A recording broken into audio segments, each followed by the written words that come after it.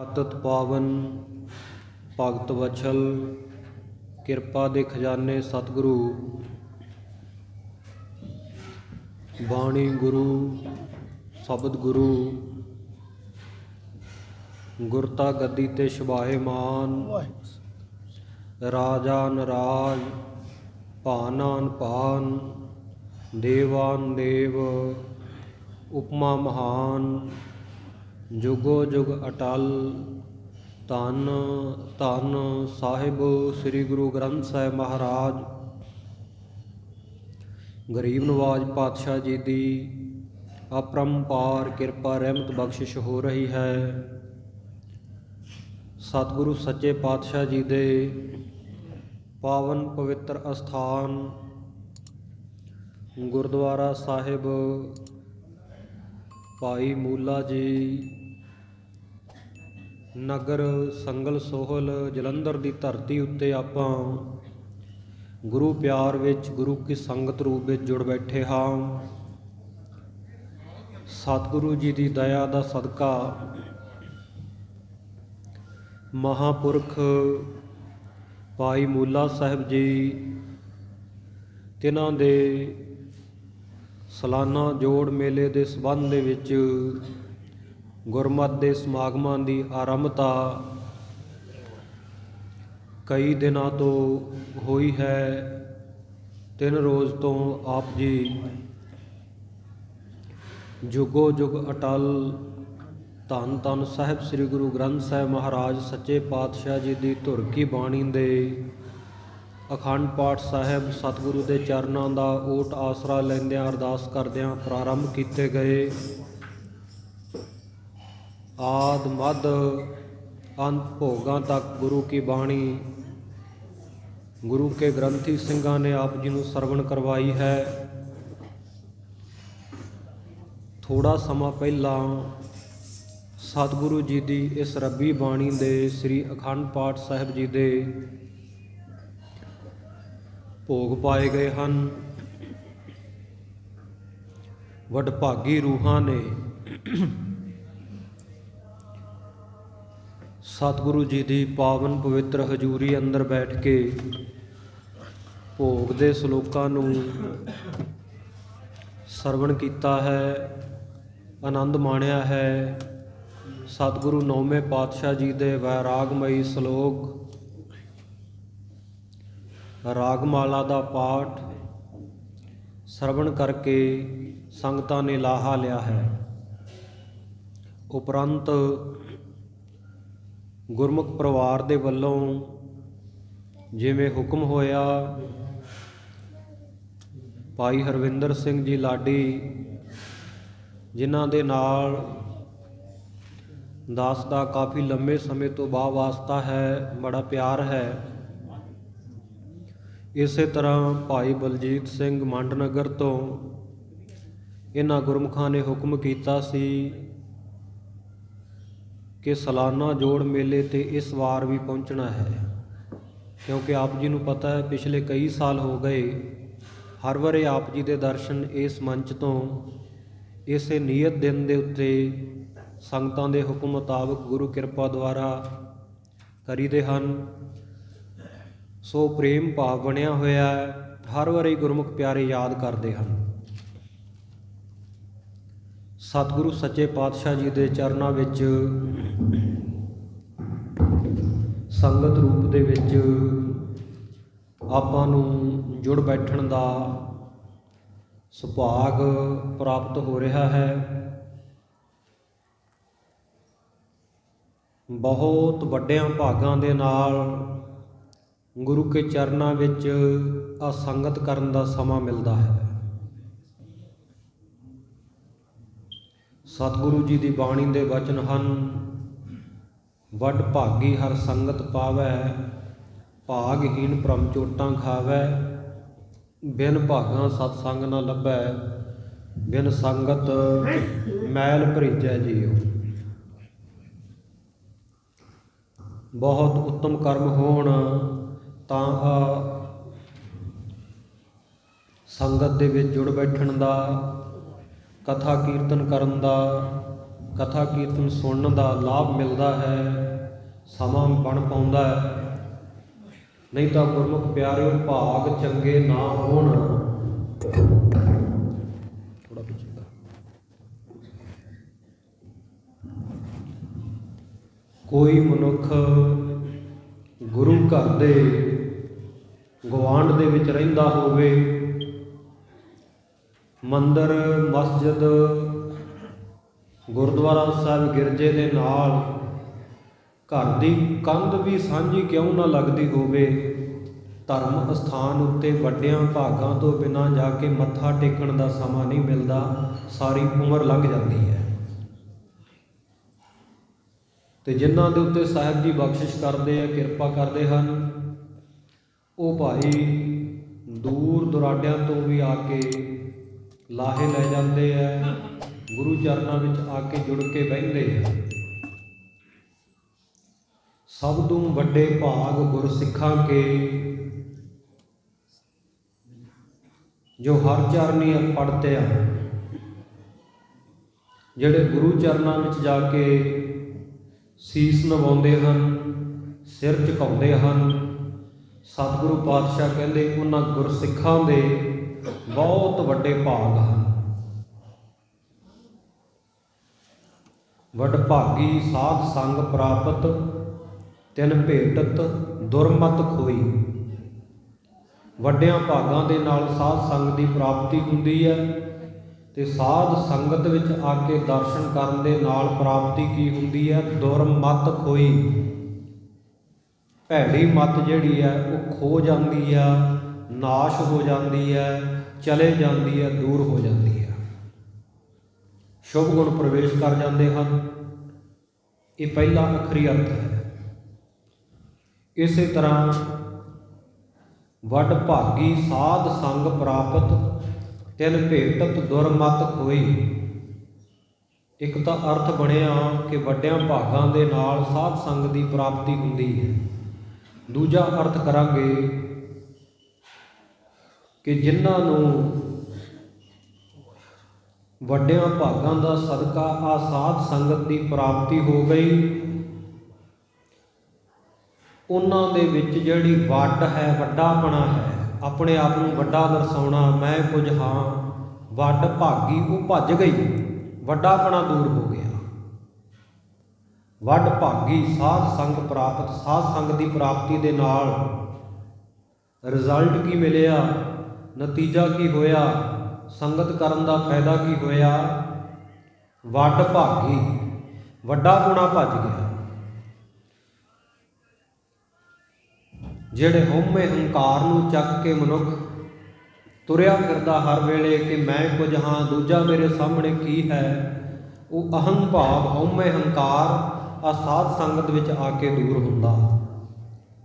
ਕਿਉਂਕਿ ਘਰ ਵਿੱਚ ਇਕੱਲੇ ਇਕੱਲੇ ਬਾਣੀ ਪੜ੍ਹੀਏ, ਕੋਈ 5 ਬਾਣੀਆਂ ਦਾ ਨਿਤਨੇਮ ਕਰਦਾ, ਕੋਈ 7 ਦਾ ਕਰਦਾ, ਕੋਈ 10 ਦਾ ਕਰਦਾ ਹੋਵੇਗਾ, ਕੋਈ 25 ਬਾਣੀਆਂ ਦਾ ਕਰਦਾ ਹੋਵੇਗਾ, ਕੋਈ 5 ਗ੍ਰੰਥੀ ਦਾ ਕਰਦਾ ਹੋਵੇਗਾ। ਪਰ ਜਦੋਂ ਸੰਗਤ ਵਿੱਚ ਆ ਕੇ ਵੇਖਦੇ ਆ, ਇੱਥੇ ਇੱਕ ਤੋਂ ਇੱਕ ਚੜ੍ਹਦੀ ਆ, ਕੌਣ ਜਾਣੈ ਮੇਰਾ ਨਾਮ। ਇੱਕ ਤੋਂ ਇੱਕ ਚੜ੍ਹਦੀ ਕਲਾ ਵਾਲੀਆਂ ਰੂਹਾਂ। ਜੇ ਮੈਂ ਜਪਜੀ ਪੜ੍ਹਦਾ ਤੇ ਇੱਥੇ 5 ਬਾਣੀਆਂ ਦੇ ਨਿਤਨੇਮੀ ਵੀ ਬੈਠੇ ਆ। ਜੇ ਮੈਂ 5 ਬਾਣੀਆਂ ਦਾ ਨਿਤਨੇਮ ਕਰਦਾ ਤੇ ਇੱਥੇ ਉਹ ਵੀ ਬੈਠੇ ਆ ਜਿਹੜੇ 5 ਗ੍ਰੰਥੀ ਦਾ ਪਾਠ ਕਰ ਲੈਂਦੇ। ਜੇ ਮੈਂ 5 ਗ੍ਰੰਥੀ ਦਾ ਪਾਠ ਕਰਦਾ, 20-25 ਬਾਣੀਆਂ ਜਾਪ ਗੁਰੂ ਕਿਰਪਾ ਦੁਆਰਾ ਕਰ ਲਈਦਾ, ਤਾਂ ਸੰਗਤ ਵਿੱਚ ਆ ਕੇ ਦੇਖਾਂਗੇ ਕਿ ਇੱਥੇ ਉਹ ਵੀ ਬੈਠੇ ਆ ਜਿਨ੍ਹਾਂ ਨੂੰ ਸਵਾਸ ਗੁਰੂ ਕਾ ਨਾਮ ਕਦੇ ਭੁੱਲਦਾ ਹੀ ਨਹੀਂ। ਤੇ ਫਿਰ ਹਉਮੈ ਆਪਣੇ ਆਪ ਦੂਰ ਹੋ ਗਈ ਵੀ ਮੈਂ ਕੀ ਹੈ, ਮੇਰੇ ਨਾਲ ਬਹੁਤ ਚੜ੍ਹਦੀਆਂ ਕਲਾਂ ਵਾਲੇ ਬੈਠੇ ਆ। ਮੈਂ 2 ਮਾਲਾ ਵਾਹਿਗੁਰੂ ਮੰਤਰ ਦੀਆਂ ਜਪਦਾ, ਇੱਥੇ ਉਹ ਬੈਠੇ ਆ ਜਿਨ੍ਹਾਂ ਦੇ ਉੱਤੇ ਐਸੀ ਕਿਰਪਾ, ਸਾਸ ਸਿਮਰੋ ਗੋਬਿੰਦ, ਜਿਹੜੇ ਸਵਾਸ ਹੀ ਉਹ ਵਾਹਿਗੁਰੂ ਪਰਮੇਸ਼ਰ ਦਾ ਨਾਮ ਜਪਦੇ ਹੈ। ਇਸ ਕਰਕੇ ਹਉਮੈ ਹੰਕਾਰ ਦੂਰ ਹੋ ਜਾਂਦਾ। ਗੁਰੂ ਚਰਨਾਂ ਵਿੱਚ ਆ ਕੇ ਜਦੋਂ ਗੁਰੂ ਕਾ ਸਿੱਖ ਮੱਥਾ ਟੇਕਦਾ ਹੈ, ਮਸਤਕ ਲਾਉਂਦਾ, ਪ੍ਰਾਪਤੀ ਕੀ ਹੁੰਦੀ ਹੈ ਜੀ? ਸਤਿਗੁਰੂ ਨੂੰ ਸੀਸ ਝੁਕਾਉਣ ਦੀ, ਸਤਿਗੁਰੂ ਦੇ ਚਰਨਾਂ ਵਿੱਚ ਮੱਥਾ ਟੇਕਣ ਦੀ ਪ੍ਰਾਪਤੀ ਕੀ ਹੋਵੇਗੀ? ਸਿੱਖ ਨੂੰ ਕੀ ਮਹਾਤਮ ਹੈ? ਆਪਾਂ ਇੱਕ ਸਾਖੀ ਪ੍ਰਮਾਣ ਦੁਆਰਾ ਸਮਝਣਾ। ਸੁਆਓ, ਬੜੀ ਇਕਾਗਰਤਾ ਬਣਾ ਕੇ ਪਿਆਰ ਦੇ ਨਾਲ ਬੈਠੋ, ਜਿੰਨਾ ਕੁ ਸਮਾਂ ਕੋਈ ਬੈਠ ਸਕਦਾ। ਵੱਧ ਤੋਂ ਵੱਧ ਸਮਾਂ ਗੁਰੂ ਚਰਨਾਂ ਵਿੱਚ ਲਾਉਣ ਦਾ ਯਤਨ ਕਰੀਏ। ਜਲ ਪਾਣੀ ਜਿਨ੍ਹਾਂ ਸੰਗਤਾਂ ਨੇ ਛਕ ਲਿਆ, ਆ ਕੇ ਗੁਰੂ ਚਰਨਾਂ ਵਿੱਚ ਕੁਝ ਕੁ ਸਮਾਂ ਜੁੜ ਕੇ ਬੈਠੋ। ਤੇ ਮੈਂ ਬੇਨਤੀ ਕਰਾਂਗਾ ਪ੍ਰਬੰਧਕ ਵੀਰਾਂ ਨੂੰ ਕਿ ਮੈਨੂੰ ਦੱਸ ਦਿਓ ਕਿ ਸਮਾਂ ਕਿੰਨਾ ਕੁ ਲਾਉਣਾ ਹੈ, ਤਾਂ ਕਿ ਉਸੇ ਹਿਸਾਬ ਦੇ ਨਾਲ ਫਿਰ ਮੈਂ ਪ੍ਰਕਰਨ ਸ਼ੁਰੂ ਕਰਾਂ। ਨਹੀਂ ਤਾਂ ਮੈਂ ਪ੍ਰਕਰਨ ਲੰਬਾ ਸ਼ੁਰੂ ਕਰ ਲਵਾਂ ਤੇ ਤੁਸੀਂ ਵਿੱਚੋਂ ਆ ਕੇ ਆਖੋ ਜੀ ਹੁਣ 2 ਮਿੰਟਾਂ ਵਿੱਚ ਸਮਾਪਤੀ ਕਰਨੀ ਹੈ, ਫਿਰ ਵੀ ਬੜਾ ਮੁਸ਼ਕਲ ਹੋ ਜਾਂਦਾ। ਤੇ ਜੇ ਮੈਂ ਪ੍ਰਕਰਨ ਸੀਮਤ ਸਮੇਂ ਵਾਸਤੇ ਸ਼ੁਰੂ ਕਰ ਲਿਆ ਤੇ ਬਾਅਦ ਵਿੱਚ ਤੁਸੀਂ ਕਹੋ ਜੀ ਇੰਨਾ ਸਮਾਂ ਹੋਰ ਲਾਉਣਾ ਸੀ, ਤੇ ਫਿਰ ਉਹ ਦੁਬਾਰਾ ਲੜੀ ਜੁੜਨੀ ਬੜੀ ਔਖੀ ਹੋ ਜਾਂਦੀ ਹੈ। ਇਸ ਕਰਕੇ ਥੋੜ੍ਹਾ ਜਿਹਾ ਟਾਈਮ ਦਾ, ਸਮੇਂ ਦਾ, ਵਕਤ ਦਾ ਅੰਦਾਜ਼ਾ ਹੋਵੇ ਤਾਂ ਉਸੇ ਹਿਸਾਬ ਦੇ ਨਾਲ ਆਪਾਂ ਅਗਾਂਹ ਵਿਚਾਰ ਨੂੰ ਪ੍ਰਾਰੰਭ ਕਰਾਂਗੇ, ਤੋਰਾਂਗੇ। ਆਓ ਸਰਬ ਵਿਚਾਰਾਂ ਦੀ ਸਾਂਝ ਤੋਂ ਪਹਿਲਾਂ ਸਤਿਗੁਰੂ ਸੱਚੇ ਪਾਤਸ਼ਾਹ ਜੀ ਦੀ ਬਖਸ਼ਿਸ਼ ਕੀਤੀ ਹੋਈ ਪਾਵਨ ਪਵਿੱਤਰ ਗੁਰਫਤਿਹ ਦੀ ਸਾਂਝ ਰਸਨਾ ਦੀ ਸਫਲਤਾ ਅਰਥੇ ਕਰੀਏ। ਜਿੰਨੇ ਵੀ ਮਾਈ ਭਾਈ ਗੁਰੂ ਚਰਨਾਂ ਵਿੱਚ ਜੁੜ ਬੈਠੇ ਹਾਂ, ਜਾਂ ਜਿੱਥੋਂ ਤੱਕ ਬਾਹਰ ਸਪੀਕਰਾਂ ਰਾਹੀਂ ਵੀ ਆਵਾਜ਼ ਜਾਂਦੀ ਹੈ, ਕੋਈ ਰਸਨਾ ਵਾਂਝੀ ਨਾ ਰਹੇ। ਦੋਵੇਂ ਹੱਥ ਜੋੜ ਕੇ ਸਾਹਿਬ ਸਤਿਗੁਰੂ ਜੀ ਦੇ ਪਿਆਰ ਦੇ ਵਿੱਚ ਭਿੱਜ ਕੇ ਸ਼ਰਧਾ ਭਾਵਨਾ ਦੇ ਨਾਲ ਗੱਜ ਵੱਜ ਕੇ ਆਖੋ ਜੀ ਵਾਹਿਗੁਰੂ ਜੀ ਕਾ ਖਾਲਸਾ, ਵਾਹਿਗੁਰੂ ਜੀ ਕੀ ਫਤਿਹ। ਗੁਰੂ ਚਰਨਾਂ ਵਿੱਚ ਆਏ ਹਾਂ, ਮੱਥਾ ਟੇਕਿਆ ਹੈ, ਸਤਿਗੁਰੂ ਨੂੰ ਸੀਸ ਨਵਾਇਆ ਹੈ। ਇਹਦਾ ਮਹਾਤਮ ਕੀ ਹੈ? ਇਹਦੀ ਪ੍ਰਾਪਤੀ ਕੀ ਹੈ? ਮਹਾਂਪੁਰਖਾਂ ਦੇ ਬਚਨ ਹਨ, ਸੀਸ ਨਵਾਇਆ ਗਿਰ ਪਰੈ ਸਭ ਪਾਪਨ ਕੀ ਪੋਟ। ਤਾਂ ਤੇ ਸੀਸ ਨਵਾਈਐ ਲੱਗੈ ਨਾ ਜਮ ਕੀ ਚੋਟ। ਸਿਰ ਨਵਾਉਣ ਦੇ ਨਾਲ ਪਾਪਾਂ ਦੀ ਭਰੀ ਹੋਈ ਪੰਡ ਜਿਹੜੀ ਹੈ ਨਾ, ਉਹ ਸਾਡੇ ਸਿਰ ਦੇ ਉੱਤੋਂ ਲਹਿ ਜਾਂਦੀ ਆ। ਸਿਰ ਦੇ ਉੱਤੇ ਭਾਰ ਰੱਖਿਆ ਹੋਵੇ, ਪੰਡ ਚੁੱਕੀ ਹੋਵੇ, ਤੇ ਇਹ ਤਾਂ ਨਹੀਂ ਵੀ ਸਿਰ ਨੂੰ ਸਿੱਧਾ ਅਕੜਾ ਕੇ ਧੌਣ ਨੂੰ ਖੜੇ ਰਹੀਏ, ਉਹਨੇ ਲਹਿ ਜਾਣਾ। ਸਿਰ ਨੂੰ ਝੁਕਾਉਣਾ ਤਾਂ ਪੈਣਾ ਹੀ ਹੈ ਨਾ। ਇਸੇ ਤਰ੍ਹਾਂ ਇੱਕ ਜਨਮ ਦੀ ਗੱਲ ਨਹੀਂ, ਜਨਮ ਜਨਮ ਕੀ ਇਸ ਮਨ ਕਉ ਮਲ ਲਾਗੀ। ਕਾਲਾ ਹੋਆ ਸਿਆਹ ਖੰਦਲੀ ਧੋਤੀ ਉਜਲੀ ਨਾ ਹੋਵੇ, ਜੇ ਸੌ ਧੋਵਣ ਪਾਓ। ਜਨਮਾਂ ਜਨਮਾਂਤਰਾਂ ਦੇ ਜਿਹੜੇ ਸੰਚਿਤ ਕਰਮ ਅਸੀਂ ਇਕੱਤਰ ਕੀਤੇ ਹੈ, ਪਾਪ ਕਰਮ ਇਕੱਤਰ ਕੀਤੇ ਹੈ, ਪਰਾਲਬਧ ਬਣ ਕੇ ਉਹ ਸਾਨੂੰ ਹੌਲੀ ਹੌਲੀ ਫਲ ਦੇ ਰਹੇ ਆ।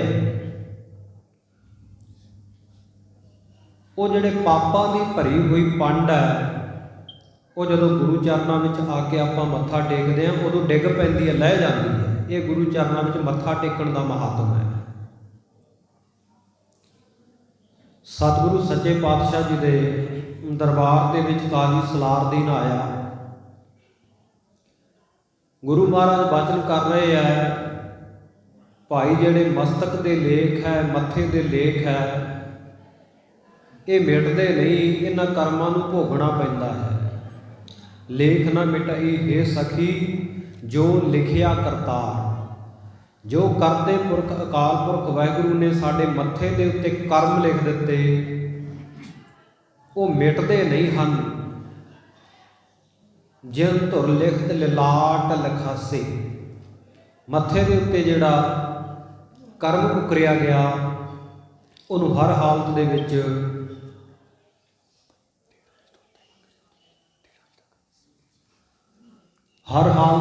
ਉਹ ਸਾਨੂੰ ਭੋਗਣਾ ਪਵੇਗਾ। ਧਰਮ ਗ੍ਰੰਥਾਂ ਦੇ ਵੀ ਵਚਨ ਹੈ, ਅਮਸ਼ਵੇ ਭੁਗਤਿਯੰ ਕ੍ਰਿਤਾ ਕਰਮ ਸ਼ੁਭਾ ਅਸ਼ੁਭੰ ਨਾ ਅਭੁਗਤਵਿਯੰ ਖੀਅਤੇ ਕੋਟ ਕਲਪ ਸਤਰਾਇਆ। ਕਹਿੰਦੇ ਅਮਸ਼ਵੇ ਜ਼ਰੂਰ ਹੀ ਭੋਗਣਾ ਪੈਂਦਾ ਹੈ ਕੀਤਾ ਹੋਇਆ ਕਰਮ, ਚਾਹੇ ਉਹ ਸ਼ੁਭ ਹੈ ਚਾਹੇ ਅਸ਼ੁਭ ਹੈ, ਚੰਗਾ ਹੈ ਜਾਂ ਮਾੜਾ ਹੈ।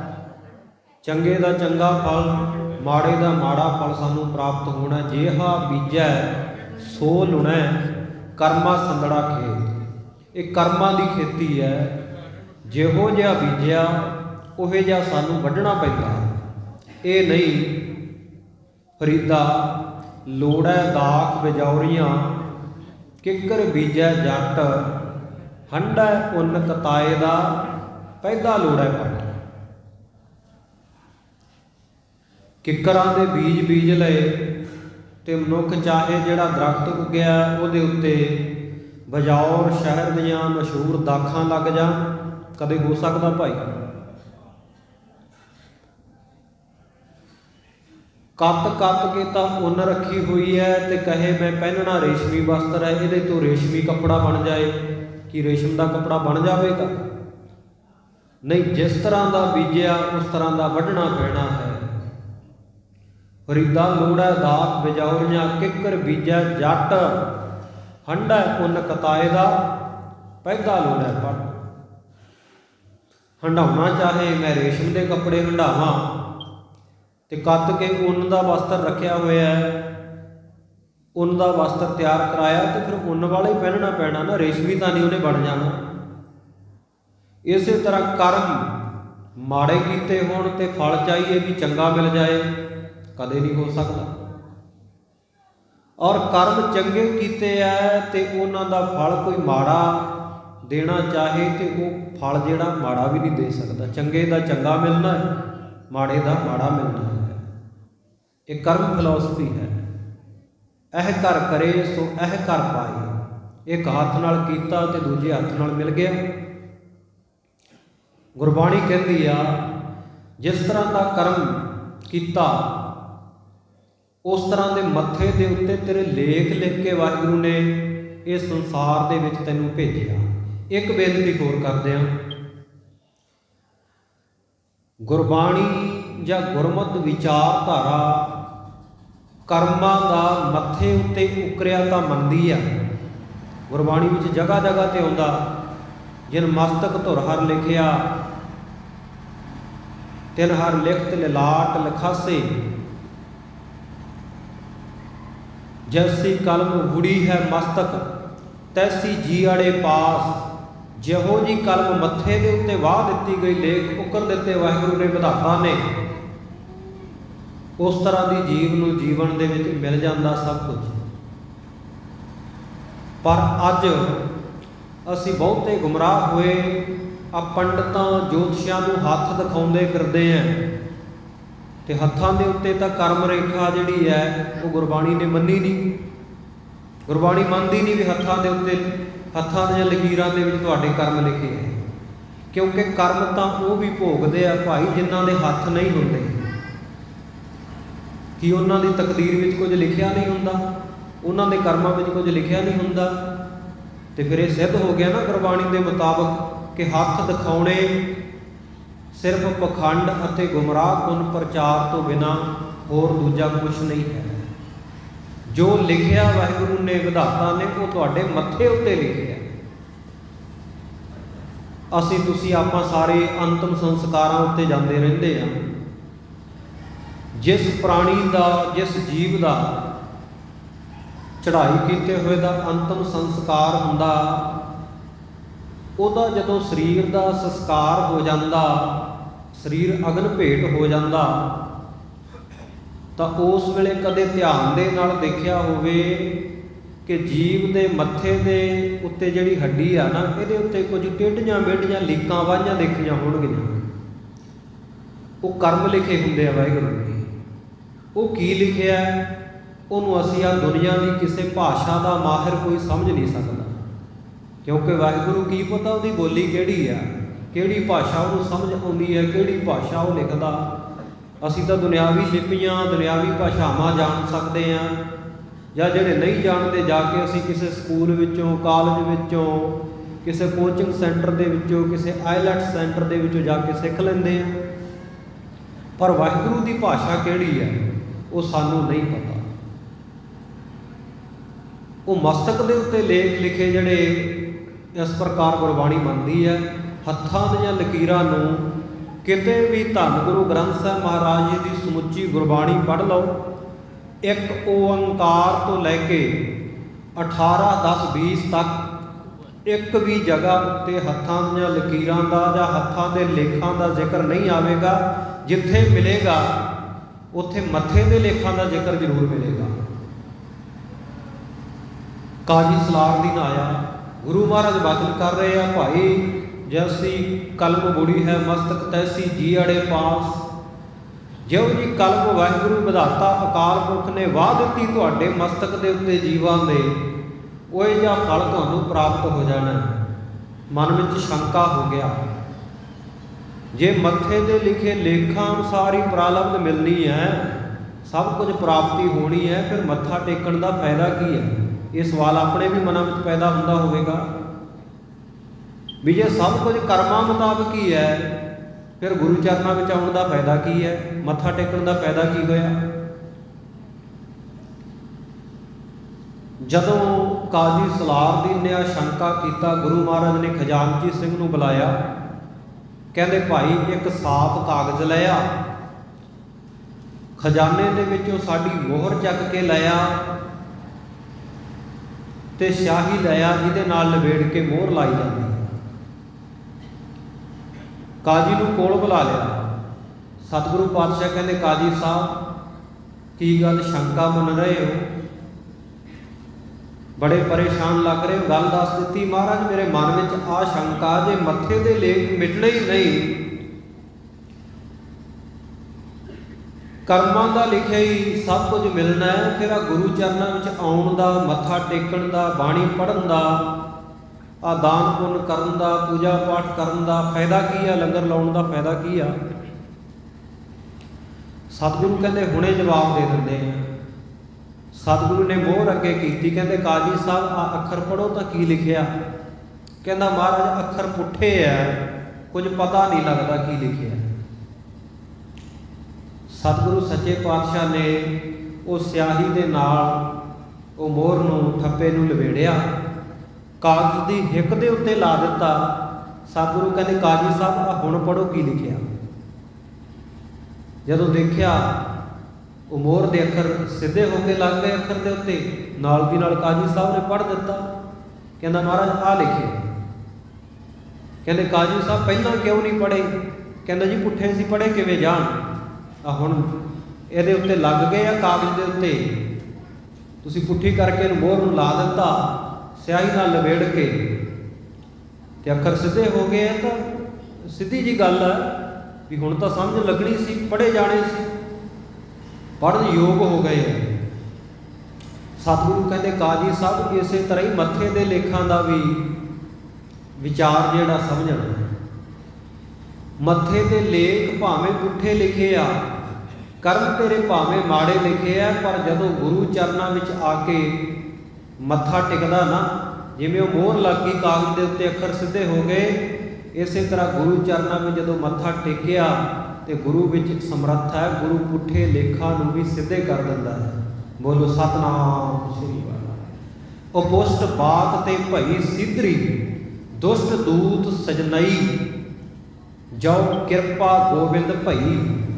ਜਦੋਂ ਉਹ ਵਾਹਿਗੁਰੂ ਦੀ ਕਿਰਪਾ ਹੋ ਜਾਂਦੀ ਹੈ, ਪੁੱਠੀ ਗੱਲ ਨੂੰ ਵੀ ਸਿੱਧੀ ਪਾ ਦਿੰਦਾ, ਪੁੱਠੇ ਲੇਖਾਂ ਨੂੰ ਵੀ ਉਹ ਵਾਹਿਗੁਰੂ ਸਿੱਧਿਆਂ ਕਰ ਦਿੰਦਾ, ਕਿਉਂਕਿ ਲੇਖ ਲਿਖਣ ਵਾਲਾ ਤਾਂ ਉੱਤੇ ਵੀ ਉਹੀ ਹੈ, ਤੇ ਇੱਥੇ ਵੀ ਜਦੋਂ ਜਾਣ ਲਵੇ ਕਿ ਇਹ ਸ਼ਰਨ ਆ ਗਿਆ, ਤੇ ਸ਼ਰਨ ਆਇਆਂ ਦੀ ਲੱਜਿਆ ਰੱਖਣਾ ਉਹਦਾ ਧਰਮ ਹੈ, ਉਹਦਾ ਬਿਰਧ ਹੈ, ਉਹਦਾ ਪ੍ਰਣ ਹੈ। ਜੋ ਸ਼ਰਨ ਆਵੈ ਤਿਸ ਕੰਠ ਲਾਵੈ, ਇਹ ਬਿਰਧ ਸੁਆਮੀ ਸੰਦਾ। ਇਹ ਸੁਆਮੀ ਦਾ, ਮਾਲਕ ਦਾ ਸੁਭਾਅ ਹੈ, ਜਿਹੜਾ ਉਹਦੀ ਸ਼ਰਨ ਆ ਗਿਆ ਉਹਨੂੰ ਸ਼ਰਨ ਆਏ ਨੂੰ ਗਲ ਦੇ ਨਾਲ ਲਾਉਂਦਾ, ਉਹਦੀ ਲੱਜਿਆ ਰੱਖਦਾ। ਚਾਹੇ ਤੂੰ ਪਾਪੀ ਹੈ, ਚਾਹੇ ਪੁੰਨੀ ਹੈ, ਚਾਹੇ ਬੱਚਾ ਹੈ, ਚਾਹੇ ਜਵਾਨ ਹੈ, ਚਾਹੇ ਬਜ਼ੁਰਗ ਹੈ, तेरे कीते कर्म चंगे है माड़े है, जिस तरह का भी तू है, जदों गुरु चरणों में आ जाएगा, सतगुरु हर एक की बौड़ी करते हैं, हर एक की सतगुरु सच्चे पातशाह रखिया करते हैं। ये गुरु चरणों में आउण का, जुड़ बैठण का फल है। और जिन्ने आप गुरु चरणों में जुड़ के बैठे हैं, साडी बाप सतगुरु के वचन पता की है? सतगुरु पातशाह कहते सेई सुंदर सोहणे साध संगत जिन बहने। कहते भाई जिन्ने आ साध संगत विच आके बह जाते हैं, ये मैनू बहुत सोहणे लगते हैं, बड़े फबदे आ, बड़े सजदे आ। दुनियावी रूप रंग शरीरक बनतर तेरी किसी तरह की भी है, तू काला है, तू गोरा है, तेरा शरीर सीधा सादा है, तेरा शरीर सुडौल है, चाहे कमज़ोर है, चाहे करूप है, पर गुरु चरणों में जदों आके गुरु के सिक्खा बह जाएगा, सतगुरु की दृष्टि, सतगुरु की अमृत नज़र दे विच तू सोहना बन जाएगा। अज सोहने बनने वास्ते आपां थां थां तुरे फिरदे हैं, असी सोहणे लगिए, दिखावा ही है ना दुनिया दे विच। हर कोई चाहुंदा है कि मैं बाकियां सारियां दे नालों सोहना लगा, मेरी दिख प्रभावशाली होवे, सारे मैनू देख के कहण भी बड़ा सोहना है। और ये सुहप्पण का ऐसा क्रेज़ दुनिया की मंडी दे विच चलिया। अज कोई टीवी चैनल चला लो, कोई अखबार चक लो, कोई मैगजीन पढ़ो, अजकल इंटरनेट का जमाना, कोई भी सोशल साइट खोल लो, फेसबुक चला लो, इंस्टाग्राम चला लो, स्नैपचैट चला लो, किसी तरह का भी कोई मीडिया का साधन देखो, हर एक दे विच जिहड़ी एडवरटाइजमेंट चलती आ, वो साध संगत जी सुहप्पण वधाउण वाले प्रोडक्टां की मशहूरी हुंदी है हर जगह के उत्ते। जिहड़ा मर्जी साधन देख लो मीडिया का, प्रिंट मीडिया देख लो, बिजलई मीडिया देख लो, इंटरनेट की ख्याली दुनिया देख लो, ख्याली दुनिया, क्योंकि ख्याली दुनिया इंटरनेट की दुनिया असल दुनिया नहीं है। हुण आपां नूं पता हुंदा कौन बंदा किस तरह का, आपां जानते हैं, ਜਾਂ सब तो वध बंदा अपने आप को जानता मैं किस तरह का। पर जदों असीं अपनियां पोस्टां पाउंदे आ फेसबुक वगैरह या होर सोशल मीडिया के उत्ते, उही बंदा उहदियां पोस्टां पढ़ के लगता है भी इहदे वर्गा सियाणा बंदा, सूझवान बंदा तो दुनिया 'च नहीं होना कोई। फेसबुक साडे चेहरे की किताब, असीं की हाँ, साडी शख्सियत का दर्पण है, साड़ी शख्सियत का प्रगटावा असीं उत्थे करते हैं। हुंदा तां असल विच जो साडी शख्सियत है उहदे मुताबक है, पर उहदे उत्ते ख्याली दुनिया ना, ख्यालों के नाल ही चलदा सब कुछ, दिखावा ही है। अपना चेहरा सोहना दिखाया जाता, मैं बड़ा चंगा, मेरी शख्सियत बड़ी चंगी है, मेरी परसनैलिटी बहुत वधिया है दुनिया के बाकी लोगों के नाल। एक दूजे तो वध के सियाणियां गल्लां करनगे, पर जदों असल दुनिया में देखते हैं, असल जिंदगी में देखते हैं, बिल्कुल ऐन उहदे तो उल्ट हुंदा सब कुछ, दिखावा। दुनिया की मंडी में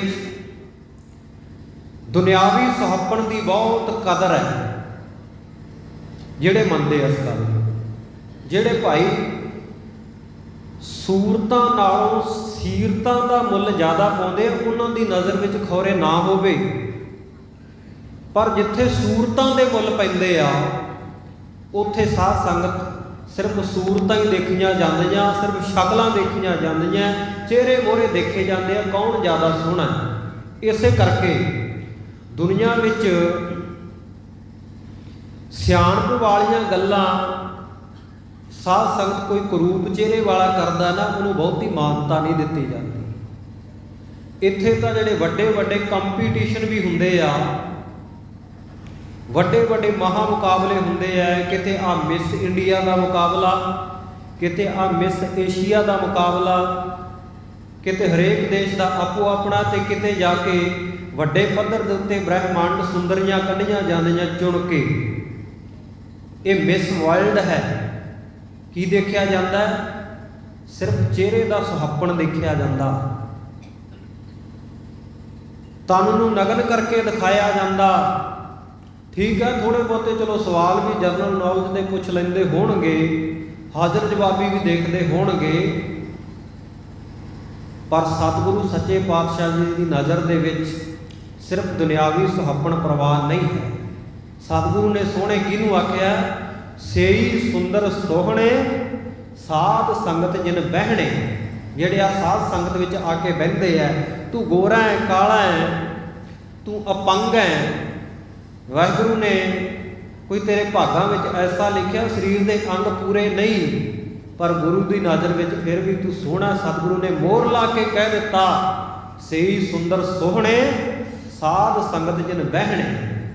ਜਿਨ੍ਹਾਂ ਨੇ ਸਾਧ ਸੰਗਤ 'ਚ ਬਹਿਣਾ ਕੀਤਾ, ਬੈਠੇ ਆ ਕੇ ਜੁੜੇ ਆ, ਸਤਿਗੁਰੂ ਕਹਿੰਦੇ ਪਿਆਰਿਓ ਉਹ ਮੈਨੂੰ ਬਹੁਤ ਸੋਹਣੇ ਲੱਗਦੇ ਆ, ਮੈਨੂੰ ਬੜੇ ਚੰਗੇ ਲੱਗਦੇ ਆ।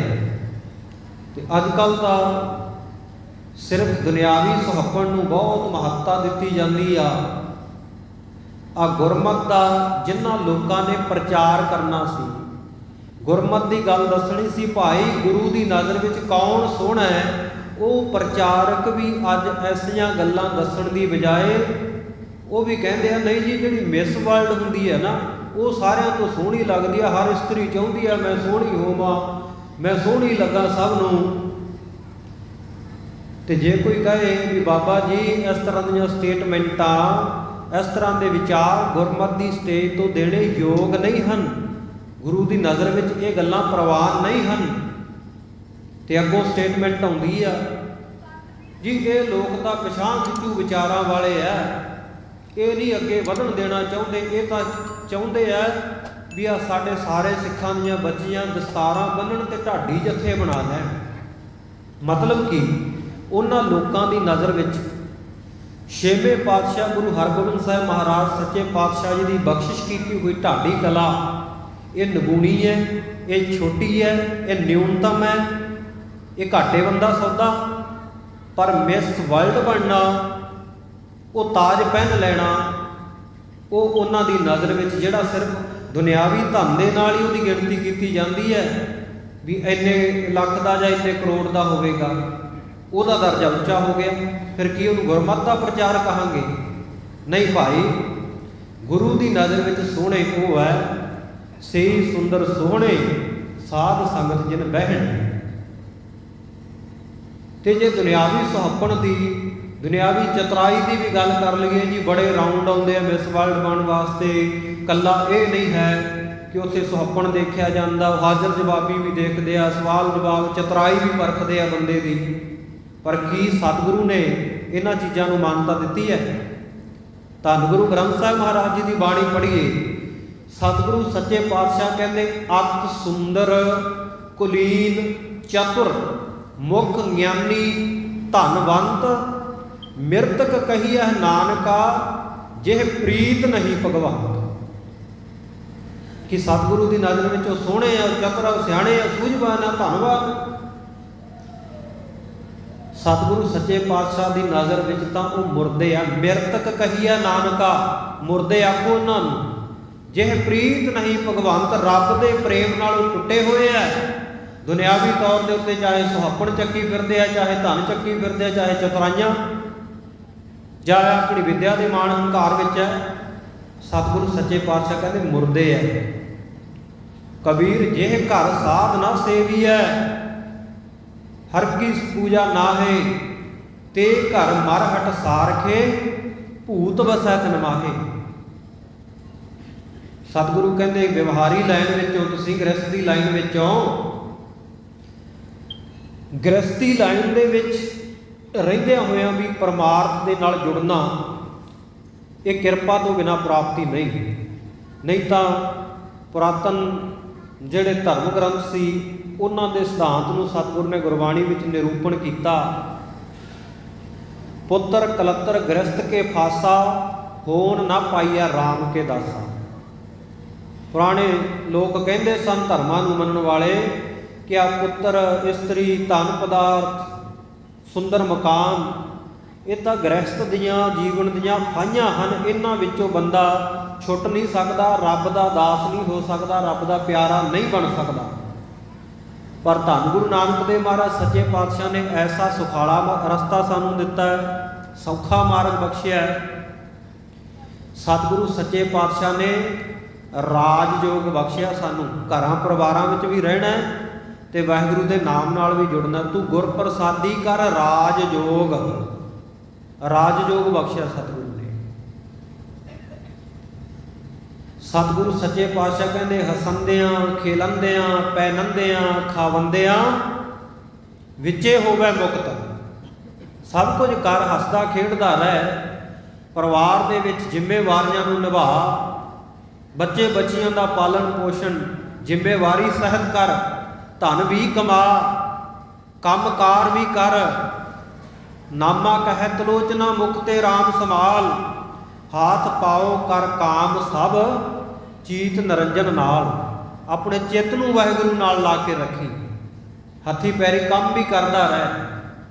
ਉਦਮ ਕਰੇਂਦਿਆ ਜੀਓ ਤੂੰ, ਕਮਾਵਦਿਆ ਸੁਖ ਪੁੰਚ, ਧਿਆਏ ਦਿਆ ਤੂੰ ਪ੍ਰਭੂ ਮਿਲ, ਨਾਨਕ ਉਤਰੀ ਚਿੰਤ। ਉਦਮ ਕਰਦਾ ਰਹਿ। ਇਸੇ ਕਰਕੇ ਸਾਧ ਸੰਗਤ ਜੀ ਸਿੱਖ ਇਜ਼ਮ ਦੇ ਵਿੱਚ, ਸਿੱਖ ਧਰਮ ਦੇ ਵਿੱਚ, ਧਰਮ ਦੇ 3 ਪਿੱਲਰ ਸਤਿਗੁਰੂ ਨੇ ਸਾਨੂੰ ਦਿੱਤੇ ਆ, 3 ਥੰਮ। ਨਾਮ ਜਪੋ, ਕਿਰਤ ਕਰੋ ਤੇ ਵੰਡ ਕੇ ਛਕੋ। ਬਸ ਆ 3 ਸਿਧਾਂਤਾਂ ਉੱਤੇ ਸਾਰੀ ਗੁਰਮਤਿ ਖੜੀ ਹੈ। 10 ਪਾਤਸ਼ਾਹੀਆਂ ਸਰੀਰਕ ਜਾਮਿਆਂ ਵਿੱਚ ਵਿਚਰੀਆਂ, ਇਹਨਾਂ 3 ਸਿਧਾਂਤਾਂ ਦੀ ਗੱਲ ਕੀਤੀ। ਇੱਕ ਓਅੰਕਾਰ ਤੋਂ ਲੈ ਕੇ 18, 10, 20 ਤੱਕ 31 ਰਾਗਾਂ ਵਿੱਚ, ਤੇ ਰਾਗਾਂ ਤੋਂ ਵਧੇਕ ਸ਼ਲੋਕ ਵਾਰਾਂ ਅਤੇ ਵਧੇਕ ਬਾਣੀ ਸਤਿਗੁਰੂ ਸੱਚੇ ਪਾਤਸ਼ਾਹ ਜੀ ਨੇ ਅੰਕਿਤ ਕੀਤੀ ਹੈ। 1430 ਅੰਗ ਸਤਿਗੁਰੂ ਸ੍ਰੀ ਗੁਰੂ ਗ੍ਰੰਥ ਸਾਹਿਬ ਮਹਾਰਾਜ ਜੀ ਦੀ ਬਾਣੀ। ਅੰਗ ਆਪਾਂ ਤਾਂ ਕਹਿੰਦੇ ਆ ਕਿਉਂਕਿ ਅਸੀਂ ਸਤਿਗੁਰੂ ਸੱਚੇ ਪਾਤਸ਼ਾਹ ਜੀ ਨੂੰ ਪ੍ਰਗਟ ਗੁਰਾਂ ਕੀ ਦੇਹ ਮੰਨਦੇ ਆ, ਤੇ ਦੇਹ ਦੇ ਅੰਗ ਹੁੰਦੇ ਆ। ਜੇ ਦੁਨਿਆਵੀ ਕਿਤਾਬ ਹੋਵੇ ਫਿਰ ਆਪਾਂ ਪੰਨੇ ਕਹਿ ਦਿੰਦੇ ਆ, ਪੇਜ ਕਹਿ ਦਿੰਦੇ ਹਾਂ, ਸਫੇ ਕਹਿ ਦਿੰਦੇ ਹਾਂ। ਖਿਆਲ ਕਰਿਓ, ਸਾਨੂੰ ਪਤਾ ਹੋਣਾ ਚਾਹੀਦਾ ਅਸੀਂ ਗੁਰੂ ਗ੍ਰੰਥ ਸਾਹਿਬ ਮਹਾਰਾਜ ਦੇ ਸਿੱਖ ਹਾਂ। ਸਾਡੇ ਨਾਮ ਦੇ ਨਾਲ ਕੌਰ ਲੱਗਦਾ, ਸਾਡੇ ਨਾਮ ਨਾਲ ਸਿੰਘ ਲੱਗਦਾ। ਕੋਈ ਸਾਨੂੰ ਪੁੱਛ ਲਵੇ ਤੁਸੀਂ ਆਪਣੇ ਗੁਰੂ ਬਾਰੇ ਕੀ ਜਾਣਦੇ ਹੋ, ਤੇ ਸਾਡੇ ਵਿੱਚੋਂ ਬਹੁਤਿਆਂ ਨੂੰ ਇਹ ਨਹੀਂ ਪਤਾ ਹੋਣਾ ਕਿ ਗੁਰੂ ਗ੍ਰੰਥ ਸਾਹਿਬ ਮਹਾਰਾਜ ਜੀ ਦੀ ਬਾਣੀ ਆਰੰਭ ਕਿਹੜੀ ਬਾਣੀ ਤੋਂ ਹੁੰਦੀ ਹੈ ਤੇ ਭੋਗ ਕਿਹੜੀ ਬਾਣੀ ਤੇ ਪੈਂਦਾ।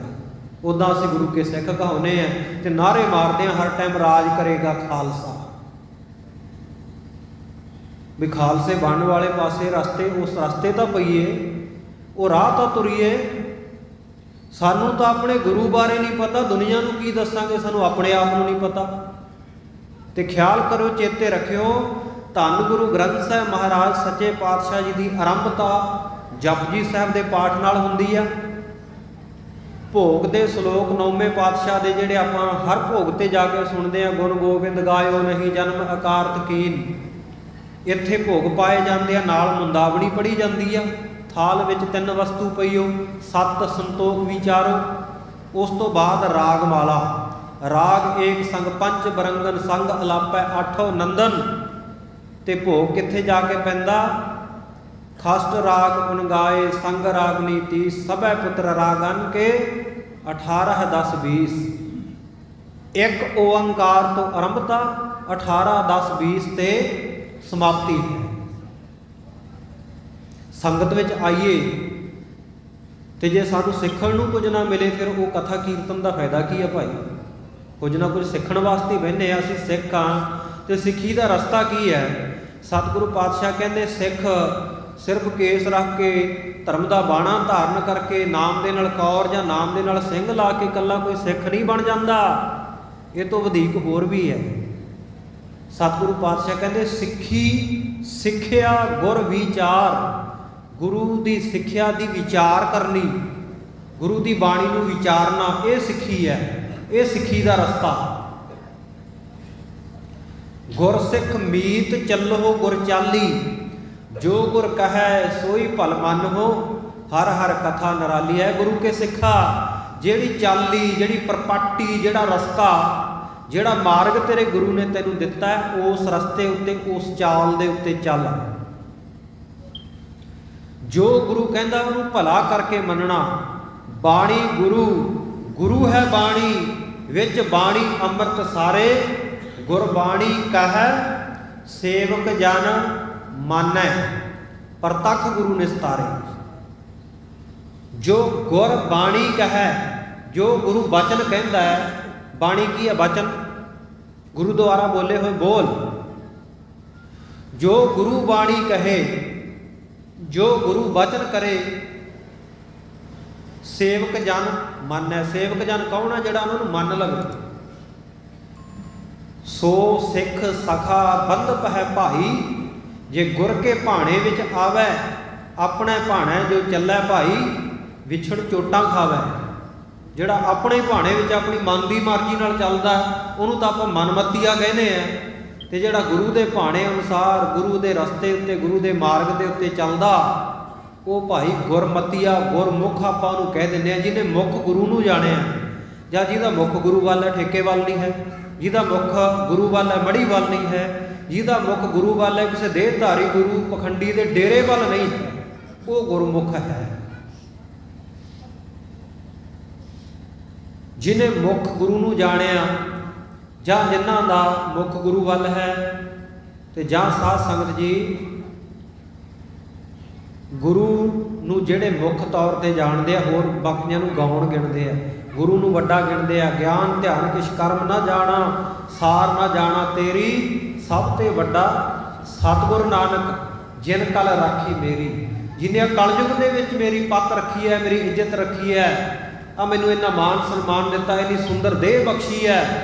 ਆਪਾਂ ਆਮ ਇੱਕ ਗੱਲ ਕਹਿੰਦੇ ਆ ਵੀ ਬੰਦਾ ਦੁਨੀਆ ਦੇ ਉੱਤੇ ਜੀ ਖਾਲੀ ਹੱਥ ਆਇਆ ਤੇ ਖਾਲੀ ਹੱਥ ਚਲਿਆ ਜਾਂਦਾ।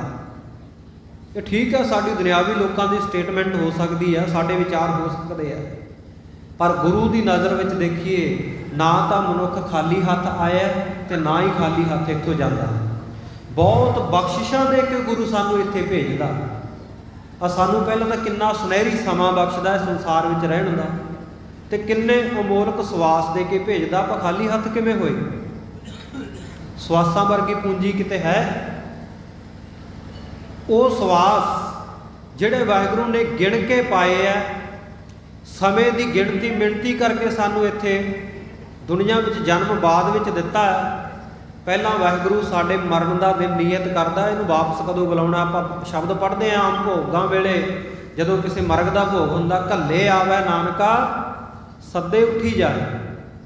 ਅਸੀਂ ਘੱਲੇ ਆਉਂਦੇ ਹਾਂ, ਵਾਹਿਗੁਰੂ ਦੇ ਭੇਜੇ ਆਉਂਦੇ ਹਾਂ।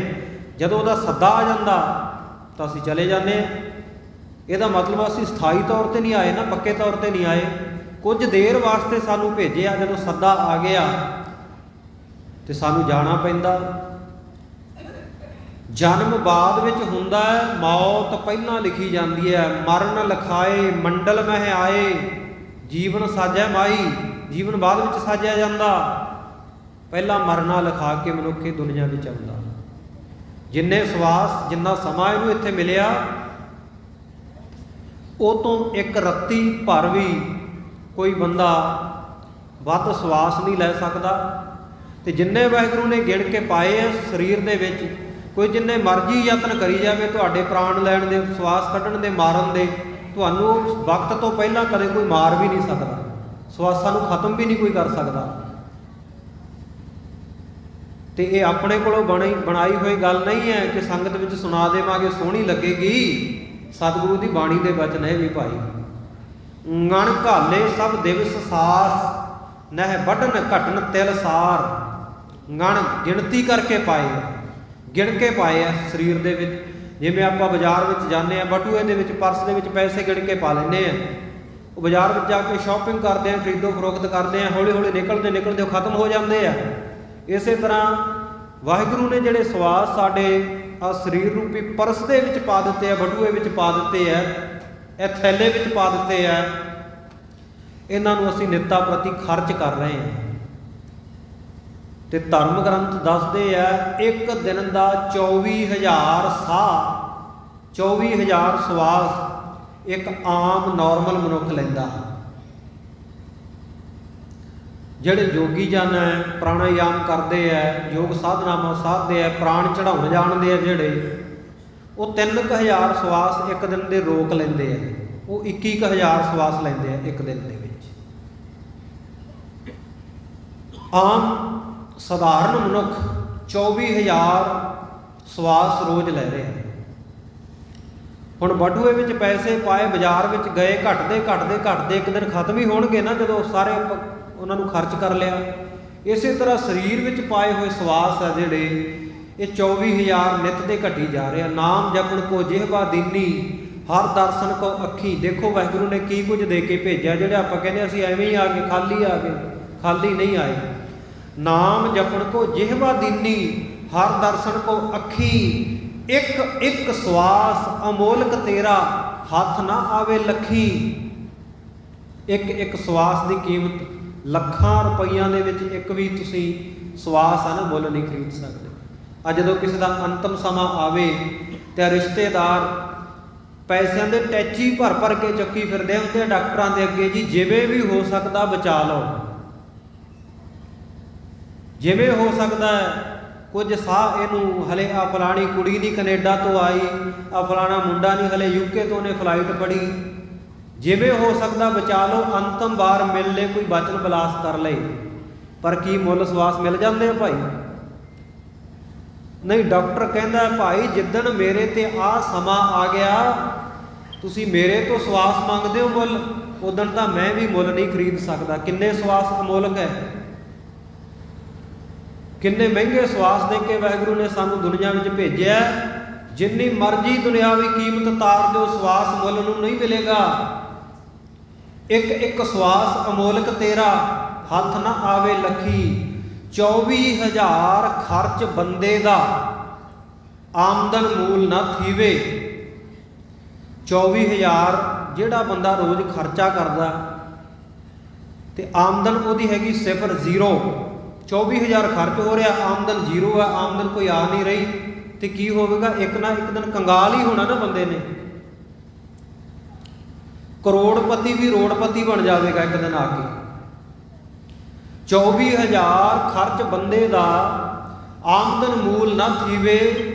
ਜਿਸ ਵਣਜਾਰੇ ਇਤਨਾ ਘਾਟਾ, ਸੋ ਬੰਦਾ ਕੈਸੇ ਜੀਵੇ।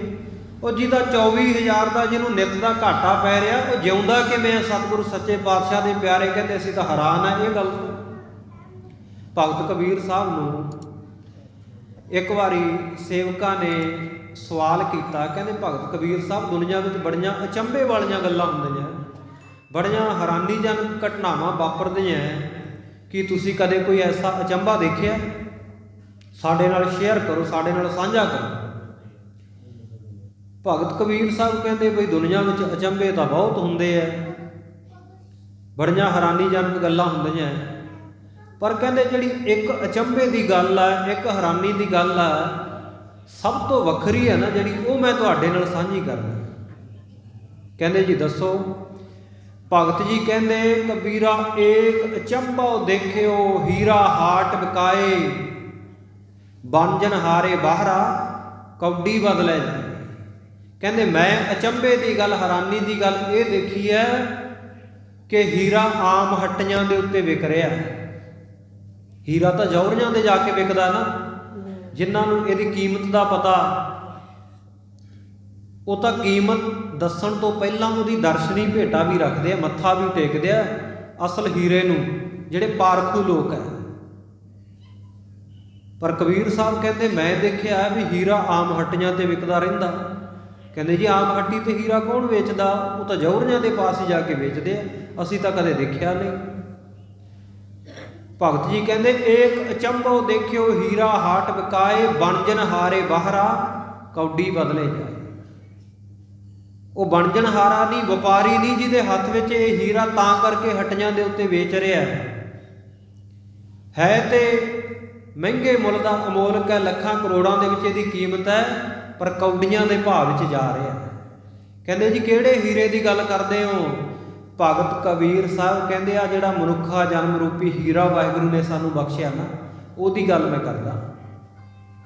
ਕਹਿੰਦੇ ਬੜੀ ਅਚੰਭੇ ਦੀ ਗੱਲ ਹੈ, ਆ ਹੱਟੀਆਂ ਦੇ ਉੱਤੇ ਕੌਡੀਆਂ ਦੇ ਭਾਅ ਦੇ ਵਿੱਚ ਮਨੁੱਖ ਇਹ ਮਹਿੰਗੇ ਸਵਾਸਾਂ ਨੂੰ ਰੋਲਦਾ ਫਿਰਦਾ ਰਿਹਾ। ਮਹਿੰਗੇ ਮਨੁੱਖਾ ਜਨਮ ਨੂੰ, ਮਹਿੰਗੇ ਮਿਲੇ ਹੋਏ ਸਮੇਂ ਨੂੰ, ਮਹਿੰਗੇ ਸਵਾਸਾਂ ਨੂੰ ਕੌਡੀਆਂ ਦੇ ਬਦਲੇ ਅਜਾਈ ਗਵਾ ਰਿਹਾ। ਕੋਈ ਧਨ ਦੇ ਪਿੱਛੇ ਹੀ ਇਕੱਲਾ ਭੱਜਿਆ ਫਿਰਦਾ, ਕੋਈ ਦੁਨਿਆਵੀ ਸ਼ੌਹਰਤ ਦੇ ਪਿੱਛੇ ਹੀ ਭੱਜਿਆ ਫਿਰਦਾ ਹੈ, ਕੋਈ ਦੁਨਿਆਵੀ ਸੁਹੱਪਣ ਦੇ ਪਿੱਛੇ ਹੀ ਭੱਜ ਭੱਜ ਕੇ ਸਮੇਂ ਨੂੰ ਗਵਾ ਰਿਹਾ ਹੈ। ਆਏ ਤਾਂ ਅਸੀਂ ਇਹ ਸਮੇਂ ਨੂੰ ਸਫਲਾ ਕਰਨ ਦੁਨੀਆ ਦੇ ਵਿੱਚ। ਸਤਿਗੁਰੂ ਨੇ ਮਨੋਰਥ ਦੱਸਿਆ, ਆ ਜਿਹੜਾ ਕੰਮ ਆਪਾਂ ਹੁਣ ਕਰ ਰਹੇ ਹਾਂ ਇੱਥੇ ਬੈਠੇ, ਇਹ ਕੰਮ ਕਰਨ ਵਾਸਤੇ ਦੁਨੀਆ ਵਿੱਚ ਆਏ ਹਾਂ। ਸਤਿਗੁਰੂ ਨੂੰ ਪੁੱਛੀਏ, ਮਹਾਰਾਜ ਤੁਸੀਂ ਸਾਨੂੰ ਇਹ ਦੁਨੀਆ 'ਤੇ ਭੇਜਿਆ ਕਿਉਂ ਹੈ? ਜੀਵ ਕਿਉਂ ਆਇਆ ਦੁਨੀਆ 'ਤੇ? ਤੇ ਸਤਿਗੁਰੂ ਜੀ ਕਹਿੰਦੇ, ਆਇਓ ਸੁਣਨ ਪੜ੍ਹਨ ਕਉ ਬਾਣੀ। ਬਾਣੀ ਨੂੰ ਪੜ੍ਹਨ ਸੁਣਨ ਵਾਸਤੇ ਆਇਆ, ਪਰ ਹਾਲਤ ਕੀ ਹੈ? ਨਾਮ ਵਿਸਾਰ ਲੱਗਾ ਹੈ ਅਨ ਲਾਲਚ, ਬਿਰਥਾ ਜਨਮ ਪ੍ਰਾਣੀ। ਅਨ ਨਾਮ ਹੈ ਹੋਰ ਦਾ, ਹੋਰ ਲਾਲਚਾਂ ਵਿੱਚ ਲੱਗਿਆ ਪਿਆ। ਜਿਹੜਾ ਲਾਲਚ ਕਰਨਾ ਸੀ ਉਹ ਲਾਲਚ ਕਰਦਾ ਨਹੀਂ। ਕਲਗੀਧਰ ਸੱਚੇ ਪਾਤਸ਼ਾਹ ਜੀ ਬਾਰੇ ਆਪਾਂ ਆਮ ਹੀ ਸੁਣਦੇ ਹਾਂ, ਆਮ ਹੀ ਆਪਾਂ ਨੇ ਧਾਰਨਾ ਬਣੀ ਹੋਈ ਹੈ। ਉਹਨਾਂ ਦੇ ਮਨ ਵਿੱਚ ਕੋਈ ਲੋਭ ਲਾਲਚ ਨਹੀਂ ਸੀ। ਸਤਿਗੁਰੂ ਸੱਚੇ ਪਾਤਸ਼ਾਹ ਕਹਿੰਦੇ ਮੈਂ ਲਾਲਚੀ ਹਾਂ, ਮੇਰੇ ਮਨ ਵਿੱਚ ਤਾਂ ਲਾਲਚ ਹੀ ਬਹੁਤ ਵੱਡਾ। ਕਲਗੀਧਰ ਸੱਚੇ ਪਾਤਸ਼ਾਹ, ਤੁਹਾਡੇ ਮਨ ਵਿੱਚ ਕਾਹਦਾ ਲਾਲਚ? ਤੁਸੀਂ ਤਾਂ ਅਨੰਦਪੁਰ ਸਾਹਿਬ ਰੱਖਣ ਦਾ ਲਾਲਚ ਨਾ ਕੀਤਾ, ਤੁਸੀਂ ਜਾਨਾਂ ਤੋਂ ਪਿਆਰੇ ਆਪਣੇ ਸਿੰਘਾਂ ਨੂੰ ਨਾਲ ਰੱਖਣ ਦਾ ਲਾਲਚ ਨਾ ਕੀਤਾ। ਆ ਤੁਹਾਡੇ ਹੀਰਿਆਂ ਵਰਗੇ ਪੁੱਤਰ ਸਾਹਿਬਜ਼ਾਦੇ 2 ਚਮਕੌਰ ਦੀ ਗੜੀ ਵਿੱਚ ਆਪਣੇ ਹੱਥੀਂ ਤਿਆਰ ਕਰਕੇ ਤੁਸੀਂ ਵਾਰ ਦਿੱਤੇ, ਭੇਜ ਦਿੱਤੇ। ਤੁਸੀਂ ਉਹਨਾਂ ਨੂੰ ਨਾ ਰੱਖਿਆ, 2 ਸਰਹੰਦ ਦੀਆਂ ਨੀਹਾਂ ਵਿੱਚ ਸਰਬੰਸ ਦਾਨ ਕਰ ਦਿੱਤਾ। ਮਹਾਰਾਜ ਸੱਚੇ ਪਾਤਸ਼ਾਹ ਤੁਹਾਨੂੰ ਲਾਲਚ ਕਾਹਦਾ? ਸਤਿਗੁਰੂ ਸੱਚੇ ਪਾਤਸ਼ਾਹ ਕਹਿੰਦੇ, ਅਰ ਸਿੱਖ ਹੋ ਆਪਣੇ ਹੀ ਮਨ ਕੋ, ਇਹ ਲਾਲਚ ਹਉ ਗੁਣ ਤਉ ਉਚਰੋ। ਕਹਿੰਦੇ ਮੇਰੇ ਮਨ ਵਿੱਚ ਆਹ ਲਾਲਚ ਹੈ, ਇਹ ਵਾਹਿਗੁਰੂ ਪਰਮੇਸ਼ਰ ਮੈਂ ਤੇਰੇ ਨਾਮ ਨੂੰ ਉਚਾਰਦਾ ਰਹਾ। ਬੋਲੋ ਸਤਨਾਮ ਸ੍ਰੀ ਵਾਹਿਗੁਰੂ। ਇਹ ਲਾਲਚ ਕਰਨ ਵਾਸਤੇ ਅਸੀਂ ਦੁਨੀਆ ਵਿੱਚ ਆਏ ਸੀ, ਨਾ ਕਿ ਆਪਣਾ ਸੁਹੱਪਣ ਦਿਖਾਉਣ ਵਾਸਤੇ, ਨਾ ਆਪਣੀ ਸਿਆਣਪ ਦਿਖਾਉਣ ਵਾਸਤੇ, ਨਾ ਆਪਣਾ ਚਤੁਰਾਈ ਨੂੰ ਪ੍ਰਗਟ ਕਰਨ ਵਾਸਤੇ, ਨਾ ਅਸੀਂ ਬਹੁਤ ਚੁੰਝ ਗਿਆਨੀਆਂ ਜੀ ਗੱਲਾਂ ਬੜੀਆਂ ਜਾਣਦੇ ਆ। ਇਹ ਗੱਲਾਂ ਦਰਸਾਉਣ ਵਾਸਤੇ ਦੁਨੀਆ ਵਿੱਚ ਆਏ ਆ। ਆਇਓ ਸੁਣਨ ਪੜ੍ਹਨ ਕੋ ਬਾਣੀ, ਨਾਮ ਵਿਸਾਰ ਲੱਗੈ ਅਨ ਲਾਲਚ, ਬਿਰਥਾ ਜਨਮ ਪ੍ਰਾਣੀ। ਜਨਮ ਵਿਅਰਥ ਜਾ ਰਿਹਾ ਮਨੁੱਖਾ ਜਨਮ, ਸਮਾਂ ਲੰਘਦਾ ਜਾ ਰਿਹਾ। ਉਹ ਸਮਾਂ ਜਿਹਦੀ ਕੀਮਤ ਸਾਧ ਸੰਗਤ ਜੀ ਕੋਈ ਪਾ ਨਹੀਂ ਸਕਦਾ। ਔਰ ਸਮੇਂ ਦਾ ਸੁਭਾਅ ਹੈ, ਇਹਨੇ ਲੰਘਦਾ ਹੀ ਜਾਣਾ। ਸਵਾਸਾਂ ਦਾ ਸੁਭਾਅ, ਇਹਨਾਂ ਨੇ ਬੀਤਦੇ ਹੀ ਜਾਣਾ, ਘਟਦੇ ਹੀ ਜਾਣਾ। ਭਾਈ ਸਾਹਿਬ ਭਾਈ ਵੀਰ ਸਿੰਘ ਜੀ ਆਧੁਨਿਕ ਕਾਲ ਦੇ ਮੋਢੀ ਸੰਤ ਕਵੀ ਜਿਨ੍ਹਾਂ ਨੂੰ ਆਖਿਆ ਜਾਂਦਾ, ਗੁਰੂ ਬਖਸ਼ਿਸ਼ ਦੇ ਪਾਤਰ ਭਾਵਨਾ ਵਾਲੇ ਕਵੀ ਹੋਏ ਹੈ। ਉਹਨਾਂ ਗੁਰਮੁਖ ਪਿਆਰੇ ਮਹਾਂਪੁਰਖਾਂ ਦੇ ਵਚਨ ਹਨ। ਕਹਿੰਦੇ ਸਮਾਂ ਐਸੀ ਚੀਜ਼ ਹੈ, ਇਹਦੇ ਹਾੜੇ ਵੀ ਕੱਢੀਏ ਨਾ, ਤਰਲੇ ਵੀ ਕਰੀਏ ਵੀ ਸਮਿਆਂ ਤੂੰ ਰੁਕ ਜਾ, ਲੰਘ ਨਾ, ਇਹਨੇ ਫਿਰ ਵੀ ਬੀਤਦੇ ਹੀ ਜਾਣਾ, ਇਹਨੇ ਲੰਘਦੇ ਹੀ ਜਾਣਾ। ਇਹ ਸਾਡੇ ਰੋਕਿਆਂ ਰੋਕਣ ਵਾਲੀ ਚੀਜ਼ ਨਹੀਂ ਹੈ, ਐਸੀ ਸ਼ੈ ਨਹੀਂ ਅਸੀਂ ਬੰਨ ਮਾਰ ਕੇ ਰੋਕ ਲਵਾਂਗੇ। ਭਾਈ ਵੀਰ ਸਿੰਘ ਜੀ ਕਹਿੰਦੇ ਆ, ਮੈਂ ਰਹੀ ਵਾਸਤੇ ਘੱਤ, ਸਮੇਂ ਨੇ ਇੱਕ ਨਾ ਮੰਨੀ, ਮੈਂ ਫੜ ਫੜ ਰਹੀ ਧਰੀਕ, ਸਮੇਂ ਖਿਸਕਾਈ ਕੰਨੀ। ਇਸ ਕਰਕੇ ਕਹਿੰਦੇ ਆ, ਹੋ ਸੰਭਲ ਸੰਭਾਲ ਇਸ ਸਮੇਂ ਨੂੰ, ਇਹ ਛਿਨ ਛਿਨ ਜਾਏ ਵਿਹਾਮਦਾ, ਇਹ ਠਹਿਰਨ ਜਾਚ ਨਾ ਜਾਣਦਾ, ਲੰਘ ਗਿਆ ਨਾ ਮੁੜ ਕੇ ਆਉਂਦਾ। ਇਹ ਠਹਿਰਨ ਦੀ ਜਾਚ ਹੀ ਨਹੀਂ ਜਾਣਦਾ, ਇਹਨੂੰ ਪਤਾ ਹੀ ਨਹੀਂ ਰੁਕਣਾ ਕਿਵੇਂ ਹੈ। ਪਰ ਸਾਡਾ ਸਮਾਂ ਕਿਵੇਂ ਲੰਘਦਾ? ਜਾਂ ਤਾਂ ਬੀਤ ਗਏ ਦੇ ਝੋਰਿਆਂ ਦੇ ਵਿੱਚ, ਜਾਂ ਆਉਣ ਵਾਲੇ ਸਮੇਂ ਦੀ ਚਿੰਤਾ ਦੇ ਵਿੱਚ ਵੀ ਪਤਾ ਨਹੀਂ ਕੀ ਹੋਊਗਾ। ਆ ਮੁੰਡੇ ਨੇ ਪੇਪਰ ਦਿੱਤਾ ਆਈਲੈਟਸ ਦਾ, ਪਤਾ ਨਹੀਂ ਕਿੰਨੇ ਬੈਂਡ ਆਉਣਗੇ। ਗੁਰੂ ਘਰ ਬੈਠਾ ਗੁਰੂ ਕਾ ਸਿੱਖ, ਜਪਜੀ ਸਾਹਿਬ ਦਾ ਪਾਠ ਹੋ ਰਿਹਾ, ਧਿਆਨ ਜੋੜਨ ਦੀ ਬਜਾਏ ਮਨ ਦੇ ਵਿੱਚ ਵਿਚਾਰ ਚੱਲ ਰਹੇ ਹੈ ਵੀ ਸਵੇਰੇ ਉੱਠ ਕੇ ਧਾਰਾਂ ਕੱਢ ਕੇ ਮੁੰਡੇ ਨੂੰ ਡੈਰੀ ਤੇ ਭੇਜਿਆ ਸੀ, ਦੁੱਧ ਦੇ ਕੇ ਪਤਾ ਨਹੀਂ ਫੈਟ ਕਿੰਨੀ ਆਊਗੀ। ਸਾਡਾ ਮਨ ਐਵੇਂ ਅੱਗੇ ਪਿੱਛੇ ਦੇ ਸਮਿਆਂ 'ਚ ਹੀ ਭੱਜਿਆ ਨਾ, ਵਰਤਮਾਨ ਸਮੇਂ ਵਿੱਚ ਨਹੀਂ ਅਸੀਂ ਜਿਉਂਦੇ।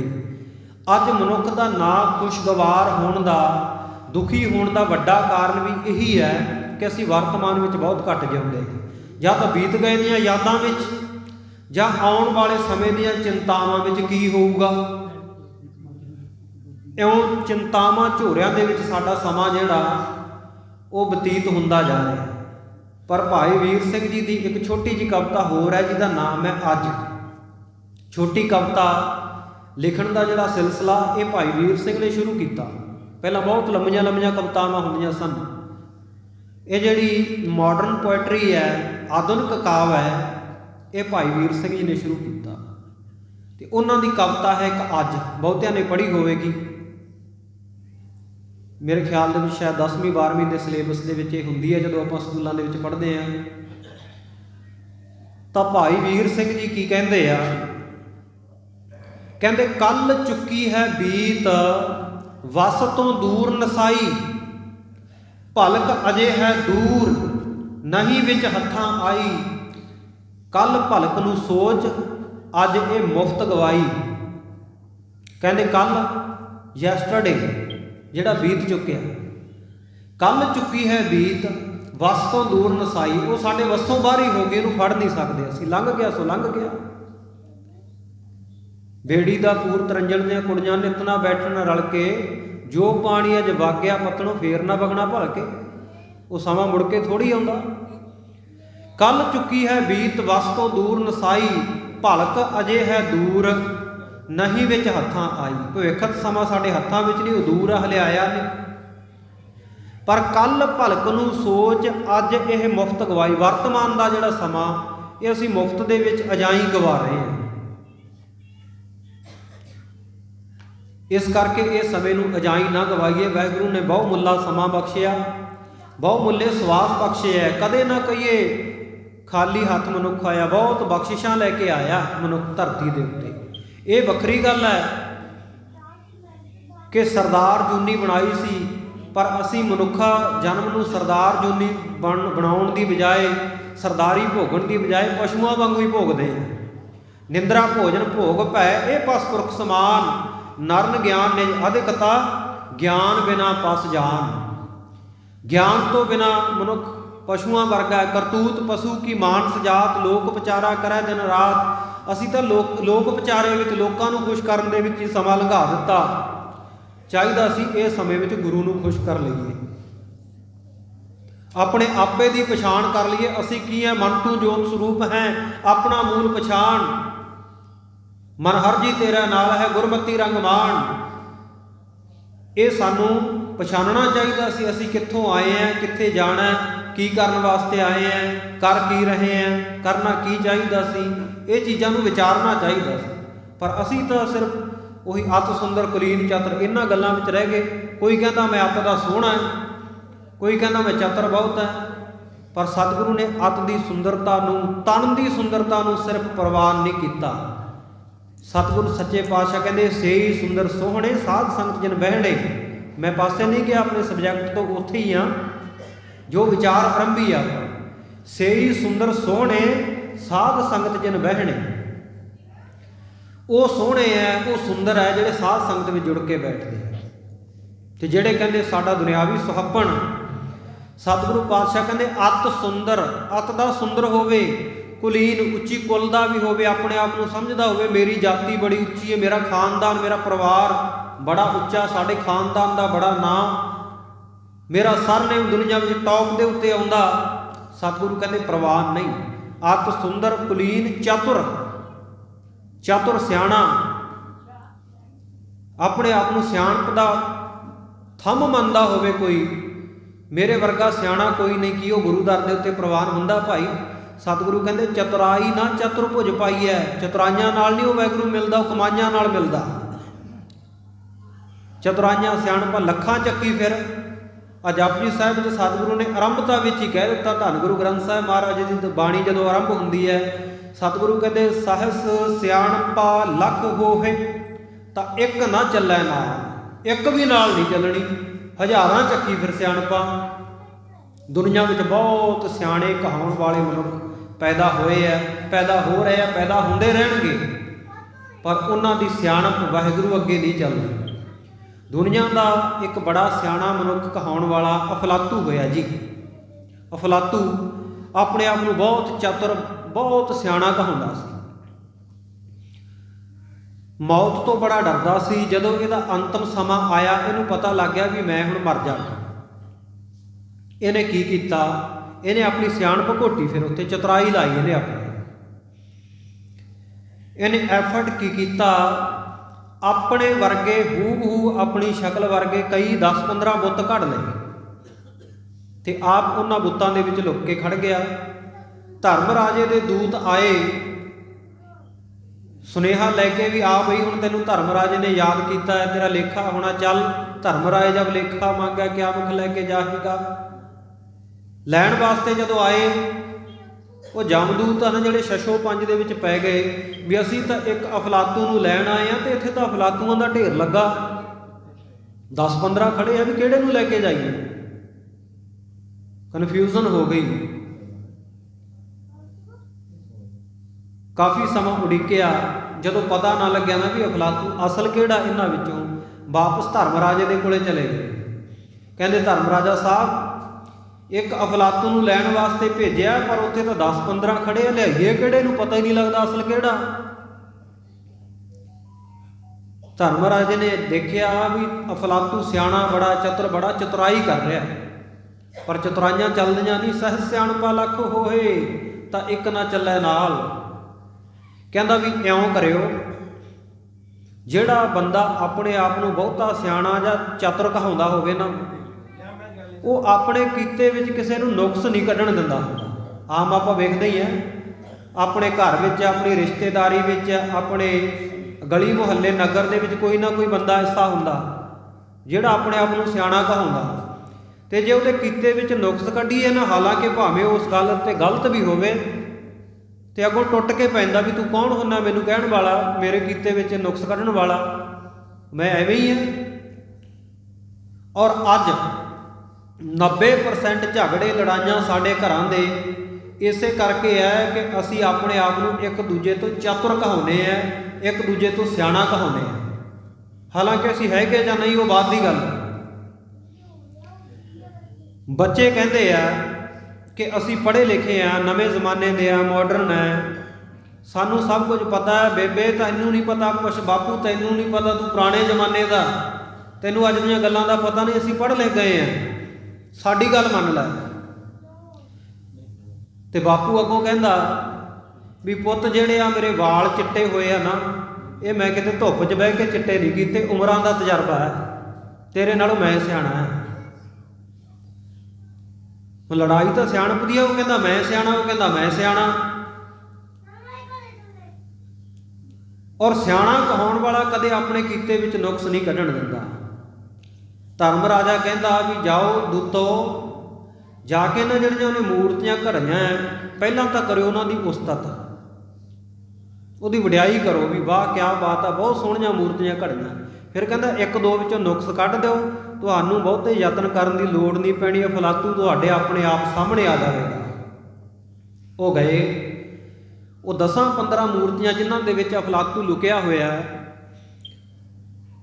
ਬਿਲਕੁਲ ਇਨ-ਬਿਨ ਹੂ-ਬ-ਹੂ ਉਹਦੇ ਚਿਹਰੇ ਵਰਗੀਆਂ, ਪਤਾ ਨਹੀਂ ਲੱਗਦਾ, ਕਿਆਸ ਨਹੀਂ ਲਾ ਸਕਦਾ ਕੋਈ, ਜਜਮੈਂਟ ਨਹੀਂ ਕਰ ਸਕਦਾ ਇਹਨਾਂ 'ਚੋਂ ਅਸਲ ਕਿਹੜਾ ਤੇ ਨਕਲੀ ਕਿਹੜਾ। ਪਹਿਲੀ ਮੂਰਤੀ ਕੋਲੇ ਜਾ ਕੇ ਦੂਤ ਕਹਿੰਦੇ ਵੀ ਵਾਹ, ਮੂਰਤੀ ਘਾੜੇ ਨੇ ਕਮਾਲ ਕਰ ਦਿੱਤੀ, ਬਿਲਕੁਲ ਐਨ ਅਸਲ ਅਫਲਾਤੂ ਲੱਗਦਾ, ਬਹੁਤ ਸੋਹਣਾ ਬਣਾਇਆ। ਦੂਜੀ ਮੂਰਤੀ ਕੋਲ ਗਏ, ਕਹਿੰਦੇ ਵੀ ਆਹ ਤਾਂ ਕਹਿੰਦੇ ਜਮਾ ਸਿਰਾ ਹੀ ਲਾਇਆ ਪਿਆ, ਇਹੋ ਜਿਹੀ ਮੂਰਤੀ ਬਣਾਉਣ ਵਾਲਾ ਬੰਦਾ ਸਾਡੇ ਸਾਹਮਣੇ ਹੋਵੇ ਨਾ, ਉਹਦੇ ਪੈਰੀ ਪੈ ਕੇ ਮੱਥਾ ਟੇਕੀਏ। ਜਦੋਂ ਤੀਜੀ ਕੁ ਮੂਰਤੀ ਕੋਲ ਗਏ, ਕਹਿੰਦੇ ਵੀ ਮੂਰਤੀ ਤਾਂ ਆਹ ਵੀ ਬੜੀ ਸੋਹਣੀ ਬਣਾਈ, ਪਰ ਹੁਣ ਆਪਾਂ ਨੂੰ ਪਤਾ ਪੰਜਾਬੀ ਵਿੱਚ ਜਿੱਥੇ ਪਰ ਸ਼ਬਦ ਆ ਜੇ ਉੱਥੇ ਗੜਬੜ ਪੈਦਾ ਹੁੰਦੀ ਹੈ। ਸਭ ਕੁਝ ਠੀਕ ਠਾਕ ਚੱਲ ਰਿਹਾ ਹੋਵੇ ਨਾ, ਪਰ ਕੋਈ ਬੰਦਾ ਵਿੱਚ ਆ ਕੇ ਪਰ ਕਹਿ ਦੇ ਤੇ ਨਾਲ ਦੀ ਨਾਲ ਪਤਾ ਲੱਗ ਜਾਂਦਾ ਵੀ ਕੋਈ ਹੁਣ ਗੜਬੜ ਹੋ ਗਈ ਹੈ। ਕਹਿੰਦੇ ਵੀ ਮੂਰਤੀ ਤਾਂ ਆਹ ਵੀ ਬੜੀ ਸੋਹਣੀ, ਪਰ ਕਹਿੰਦੇ ਇਹਦਾ ਨੱਕ ਥੋੜਾ ਜਿਹਾ ਟੇਢਾ ਹੋ ਗਿਆ, ਜੇ ਕਹਿੰਦੇ ਨੱਕ ਦੀ ਹੱਡੀ ਸਿੱਧੀ ਰੱਖਦਾ ਨਾ ਬੜਾ ਵਧੀਆ ਹੋਣਾ ਸੀ। ਤੇ ਬੁੱਲ ਕਹਿੰਦੇ ਥੋੜੇ ਜਿਹੇ ਬਾਕੀ ਮੂਰਤੀਆਂ ਨਾਲੋਂ ਮੋਟੇ ਰੱਖਦੇ, ਪਤਲੇ ਹੁੰਦੇ ਨਾ, ਬੜੇ ਫੱਬਣੇ ਸੀ, ਬੜੇ ਸਜਣੇ ਸੀ, ਸੋਹਣੇ ਲੱਗਣੇ ਸੀ। ਜਿਉਂ ਸਾਧ ਸੰਗਤਾਂ ਮੂਰਤੀ ਵਿੱਚ ਨੁਕਸ ਕੱਢਿਆ, ਜਦੋਂ ਹੀ ਅਫਲਾਤੂ ਬੋਲ ਪਿਆ, ਬੋਲੋ ਸਤਨਾਮ ਸ੍ਰੀ ਵਾਹਿਗੁਰੂ। ਉਹ ਕਹਿੰਦਾ ਤੁਸੀਂ ਕੌਣ ਹੋ ਮੇਰੇ ਕੀਤੇ 'ਚ ਨੁਕਸ ਕੱਢਣ ਵਾਲੇ? ਮੈਂ ਇੰਨੀਆਂ ਸੋਹਣੀਆਂ ਮੂਰਤੀਆਂ ਘੜੀਆਂ ਤੇ ਤੁਸੀਂ ਨੁਕਸ ਕੱਢੀ ਜਾਂਦੇ ਹੋ। ਜਦ ਅਫਲਾਤੂ ਨੇ ਆ ਬੋਲਿਆ, ਧਰਮ ਰਾਜੇ ਦੇ ਦੂਤਾਂ ਨੇ ਜਦੇ ਧੌਣ ਤੋਂ ਫੜ ਲਿਆ, ਕਹਿੰਦੇ ਚੱਲ ਤੂੰ ਹੀ ਚਾਹੀਦਾ ਸੀ, ਅਸੀਂ ਮੂਰਖੀਆਂ ਤੋਂ ਕੀ ਲੈਣਾ ਹੈ। ਬੋਲੋ ਸਤਨਾਮ। ਸਹਸ ਸਿਆਣਪਾ ਲੱਖ ਹੋਵੇ ਤਾਂ ਇੱਕ ਨਾ ਚੱਲੇ ਨਾਲ, ਇੱਕ ਵੀ ਸਿਆਣਪ ਨਾਲ ਨਹੀਂ ਚੱਲਦੀ। ਇਸ ਕਰਕੇ ਸਤਿਗੁਰੂ ਕਹਿੰਦੇ ਅਤ ਸੁੰਦਰ ਕੁਲੀਨ ਚਤੁਰ। ਚਤੁਰ ਜਿੰਨਾ ਮਰਜੀ ਹੋਵੇ, ਵਾਹਿਗੁਰੂ ਦੇ ਦਰ ਦੇ ਉੱਤੇ ਚਤੁਰਾਈਆਂ ਨਹੀਂ ਚੱਲਦੀਆਂ। ਇਹ ਮਨ ਚੰਚਲਾ ਚਤੁਰਾਈ ਕਿਨੈ ਨਾ ਪਾਇਆ, ਚਤੁਰਾਈ ਨਾ ਪਾਇਆ ਕਿਨੈ ਤੂੰ ਸੁਣ ਮਨ ਮੇਰਿਆ। ਚਤੁਰਾਈ ਨਹੀਂ ਚੱਲਣੀ। ਅੱਗੇ ਸਤਿਗੁਰੂ ਕਹਿੰਦੇ ਮੁਖ ਗਿਆਨੀ ਧਨਵੰਤ, ਦੋ ਗੁਣ ਹੋਰ ਦੱਸੇ।